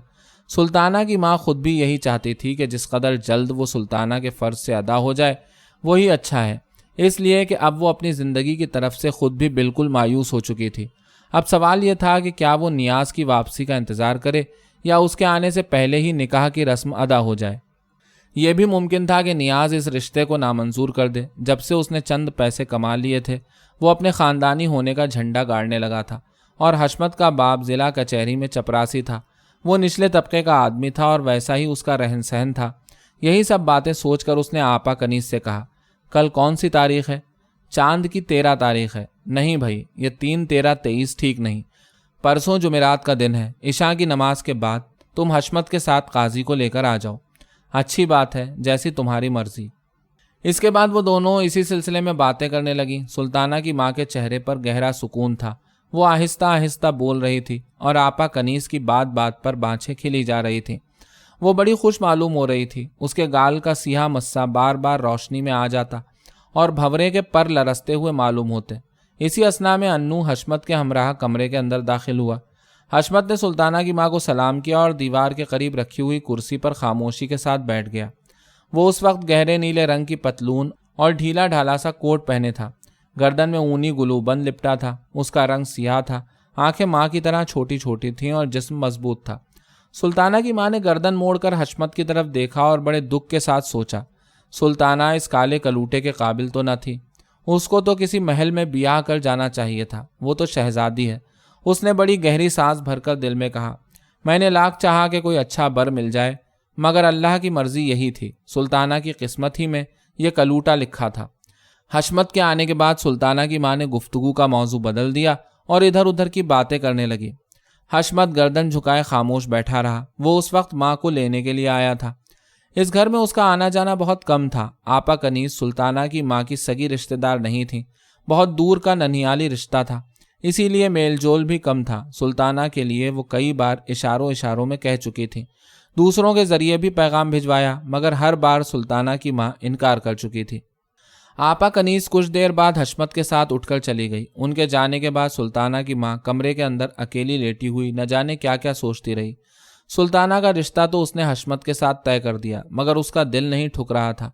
वो जानती थी कि आपा कनीज मिजाज की बड़ी तेज है। बड़ी बहू से आए दिन उसकी ठनी रहती थी। वो खामोश बैठी हुई यही सब कुछ सोच रही थी कि इतने में सुल्ताना कमरे के अंदर आ गई। وہ اس کے لیے گرم دودھ کا پیالہ لے کر آئی تھی۔ اس نے ماں کو دودھ پلایا اور بستر پر اس کے قریب ہی بیٹھ گئی۔ چند لمحے تک خاموشی چھائی رہی۔ پھر سلطانہ نے پوچھا، اماں اب کیسی طبیعت ہے؟ وہ بڑے دکھ بھرے لہجے میں بولی، مجھے ایسا معلوم ہوتا ہے کہ میں اب بچوں گی نہیں۔ خدا کے لیے اماں ایسی باتیں نہ کرو، ہمارا اب بیٹھا ہی کون ہے؟ لے دے کے ایک تمہارا دم ہے۔ ہاں بیٹی، میں بھی یہی سوچ رہی تھی کہ میرے بعد تمہارا کیا ہوگا۔ انو پھر بیٹا ذات ہے، مجھے تو سب سے زیادہ تیرا خیال رہ رہ کر ستاتا ہے۔ ماں نے ایک دلدوز آہ بھری اور سر اوپر اٹھا کر بولی، یا اللہ، ان لاوارثوں کا تو ہی نگہبان ہے۔ سلطانہ نے جلدی سے کہا، ایسی باتیں نہ کرو اماں، میرا کلیجہ پھٹا جا رہا ہے۔ اس کی آواز بھررا گئی اور وہ بے اختیار رو پڑی۔ ماں نے اس کے سر پر ہاتھ رکھ کر تسلی دیتے ہوئے کہا، رو نہیں بیٹا، اور اس کے سر پر آہستہ آہستہ ہاتھ پھیرنے لگی۔ سلطانہ نے اس کی بات کا کوئی جواب نہیں دیا اور سسکیاں بھر کر روتی رہی۔ ماں کہنے لگی، تو رونے بیٹھ گئی، مجھے تو تجھ سے ابھی بہت سی باتیں کرنی ہیں۔ اس نے گہری سانس بھری اور لمحہ بھر رک کر بولی، میں تیری ماں بھی ہوں، باپ بھی اور سہیلی بھی، میرے علاوہ تیرا اور کون بیٹھا ہے؟ بہت سی باتیں جو مجھے تجھ سے نہیں کہنا چاہیے وہ بھی کہنا پڑتی ہیں۔ بات یہ ہے کہ میں یہ نہیں چاہتی کہ میرے بعد تو اس گھر میں اکیلی رہ جائے۔ کوئی اتنا بھی نہیں کہ تمہارے سر پر ہاتھ رکھ دے۔ جدھر آنکھ اٹھا کر دیکھتی ہوں اندھیرا ہی اندھیرا نظر آتا ہے، کوئی بھی تو اپنا نہیں۔ سلطانہ خاموش بیٹھی اس کی باتیں سنتی رہی۔ کمرے کے اندر ماں کی آواز آہستہ آہستہ ابھرتی رہی۔ وہ کہہ رہی تھی، آپا کنیز نے آج پھر حشمت کا پیغام دیا تھا۔ وہ بجلی گھر میں مستری ہو گیا ہے، 150-200 روپے ہر مہینہ کما لیتا ہے۔ مجھے تو اس میں کوئی عیب نظر نہیں آیا، بڑا سیدھا اور سعادت مند لگتا ہے۔ سلطانہ نے گھبرا کر سوچا، ہائے اللہ، یہ اماں کیسی باتیں کر رہی ہیں؟ وہ تو ایک نمبر چھٹا ہوا بدماش ہے۔ پچھلی گرمیوں ہی کی تو بات ہے، وہ اس کے گھر میلاد شریف میں گئی تھی۔ سلام پڑھتے پڑھتے اس کا گلا خشک پڑ گیا تھا۔ وہ پانی پینے کے لیے گھڑونچی کی طرف گئی۔ وہ کالے بھوت کی طرح دیوار سے لگا کھڑا تھا۔ کمبخت اندھیرے میں نظر بھی تو نہیں آتا۔ اس زور سے پکڑ کر دبوچا کہ اس کی چیخ نکلتے نکلتے رہ گئی۔ منہ سے بو کیسی آ رہی تھی۔ حرام زادے نے سارا تھوک گالوں پر چپڑ دیا۔ سلطانہ کو سخت کراہیت محسوس ہوئی۔ ماں کہتی رہی، میں نے تو رشتہ منظور کر لیا ہے۔ وہ تو کل ہی قاضی کو لانا چاہتی تھی، میں نے پرسوں عشاء کے بعد کا وقت رکھا ہے۔ سلطانہ کے سینے پر جیسے کسی نے پتھر دے مارا۔ وہ لرز کر رہ گئی۔ اس نے وحشت زدہ نظروں سے ماں کو دیکھا جو تکیے سے سر ٹکائے رک رک کر بول رہی تھی۔ اس کے چہرے پر مردنی چھائی ہوئی تھی اور آنکھیں بجھتے ہوئے چراغوں کی طرح معلوم ہو رہی تھیں۔ بات کرتے کرتے وہ رک کر ہانپنے لگتی۔ ماں بیٹی کی نظریں ایک بار ملی اور ماں نے محسوس کیا کہ اس کی بیٹی کی آنکھوں میں غم کی پرچھائیاں منڈلا رہی تھیں۔ اس کے غم کو وہ جانتی تھی، اور جب اس کی شدت کو اس نے محسوس کیا تو بیٹی کے سامنے اپنی بے بسی کا بھی اظہار کر دیا۔ سلطانہ نے زبان سے ایک لفظ نہ نکالا، زخمی گائے کی طرح اپنی بڑی بڑی آنکھوں سے ماں کو تکنے لگی۔ ماں نے گھبرا کر بڑے بھونڈے پن سے پوچھا، سلمان بہت دنوں سے نہیں آیا؟ سلطانہ اب خاموش نہ رہ سکی۔ اس نے دبی زبان سے کہا، انو کہتا تھا وہ آج کل بہت مصروف ہیں۔ ماں کہنے لگی، نہیں بیٹا، وہ بڑے گھر کا لڑکا ہے، ہم غریبوں کی اس کو کیا پرواہ، کہیں روزگار سے لگ گیا ہوگا، کھاتا کماتا عیش کرتا ہوگا، ہمارا اس کا کیا میل جول، ٹاٹ کا پیوند ٹاٹ میں لگتا ہے۔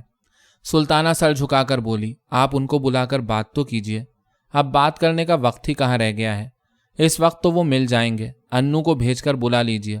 ماں کہنے لگی، انو اب اس وقت رات میں کہاں جائے گا، بچہ ہے، اس کو ڈر لگے گا۔ سلطانہ کی زبان سے بے ساختہ نکل گیا، میں اس کے ساتھ چلی جاؤں؟ ماں نے حیرت سے سلطانہ کو دیکھا۔ ایک بارگی اس کو محسوس ہوا کہ وہ سلطانہ کی ماں نہیں، اس کی سہیلی ہے۔ کوئی بیٹی اپنی ماں سے ایسی بات نہیں کہہ سکتی، اور جب بیٹی نے منہ پھوڑ کر اس سے سب کچھ کہہ ہی دیا ہے تو اسے کیا کرنا چاہیے؟ وہ اسے ایک نامحرم کے پاس جانے کی اجازت دے دے؟ یہ تو بڑی بے حیائی کی بات ہے۔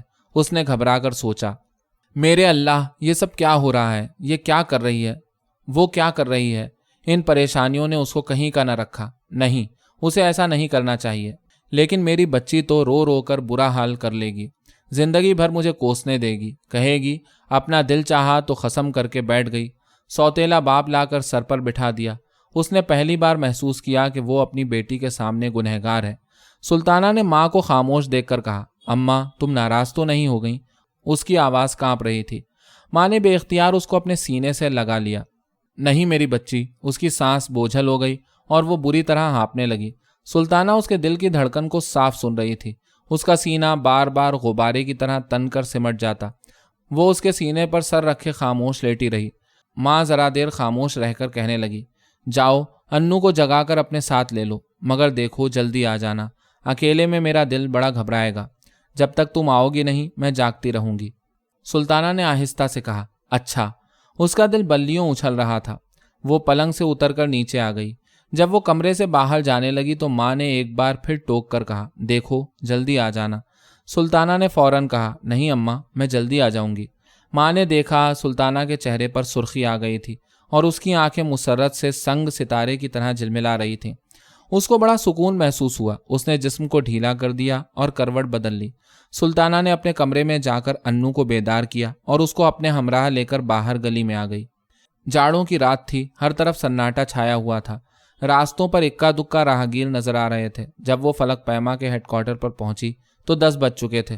سلمان اس وقت لائبریری میں بیٹھا مطالعے میں غرق تھا۔ اچانک باہر انو کی آواز سنائی دی۔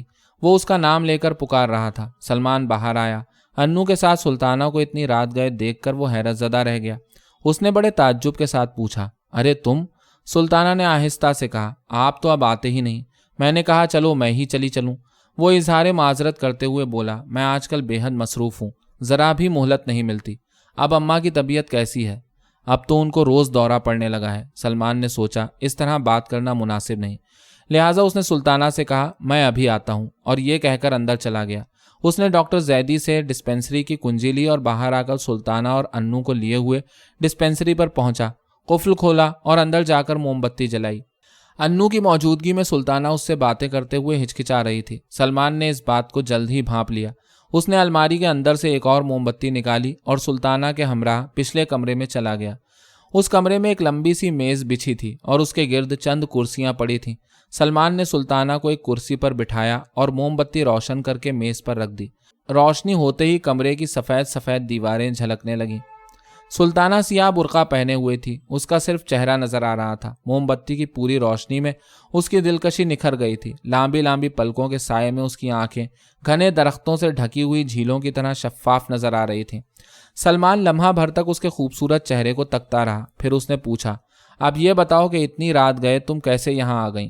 وہ آہستہ سے بولی، میں اس وقت یہ معلوم کرنے آئی ہوں کہ آپ نے میرے بارے میں کیا سوچا ہے۔ اس نے نگاہیں اٹھا کر سلمان کی جانب نہیں دیکھا، اسی طرح گردن جھکائے خاموش بیٹھی رہی۔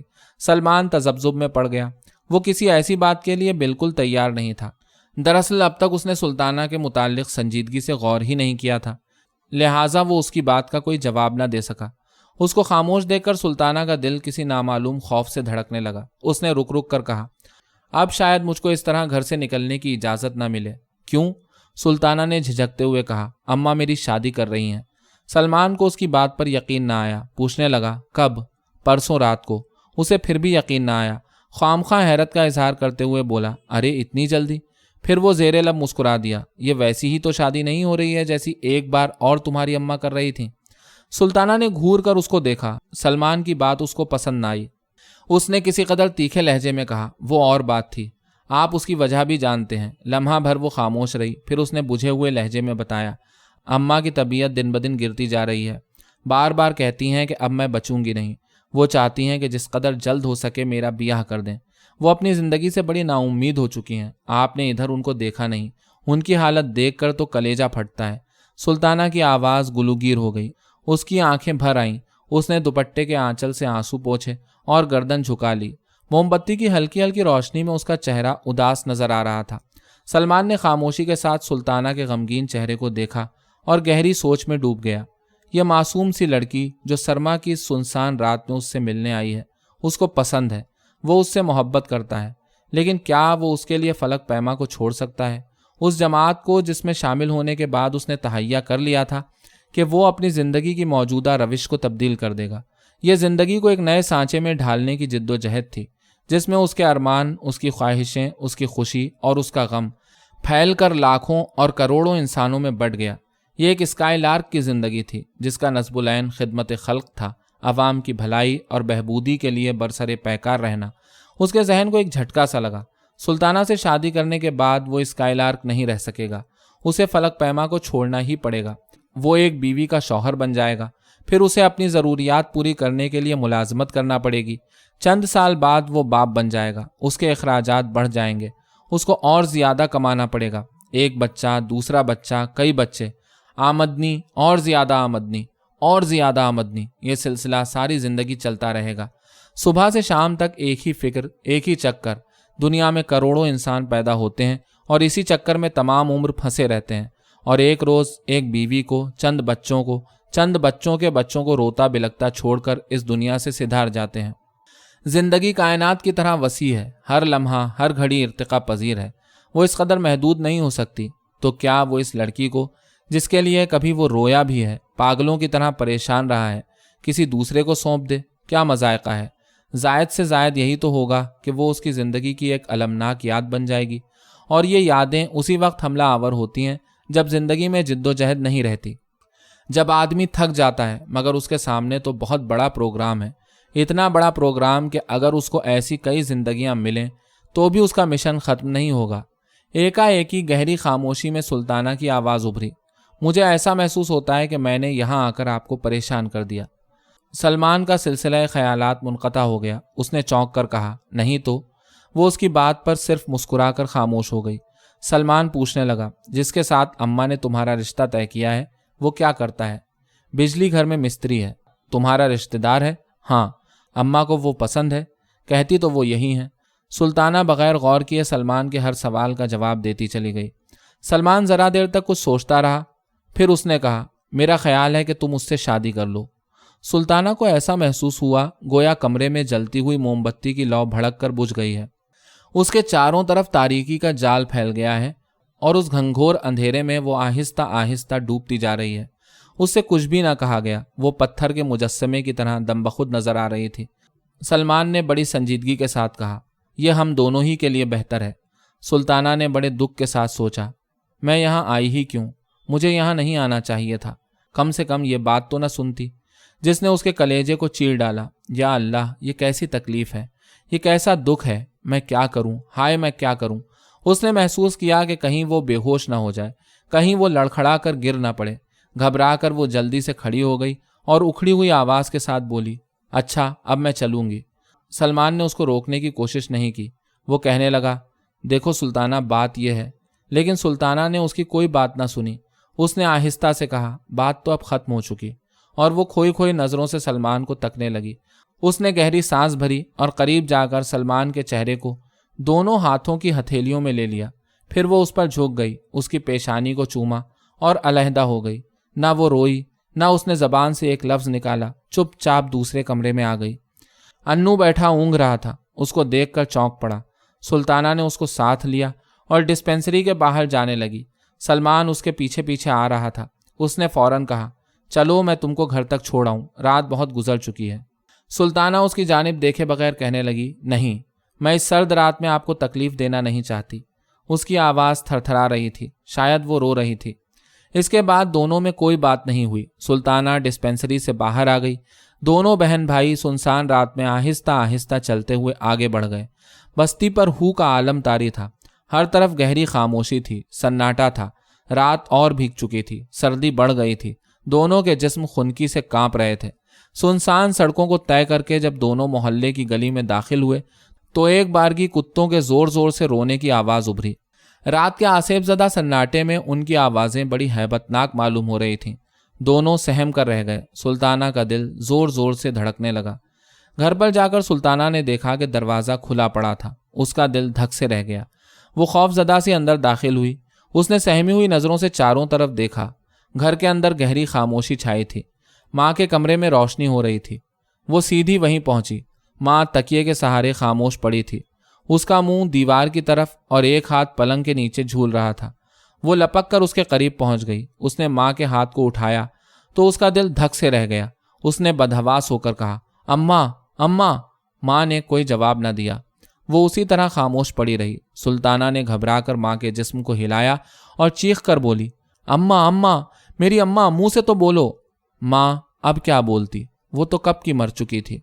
सुल्ताना चीखती रह गई, उसको आवाज़ देती रह गई। उसने पहुंचने में देर कर दी।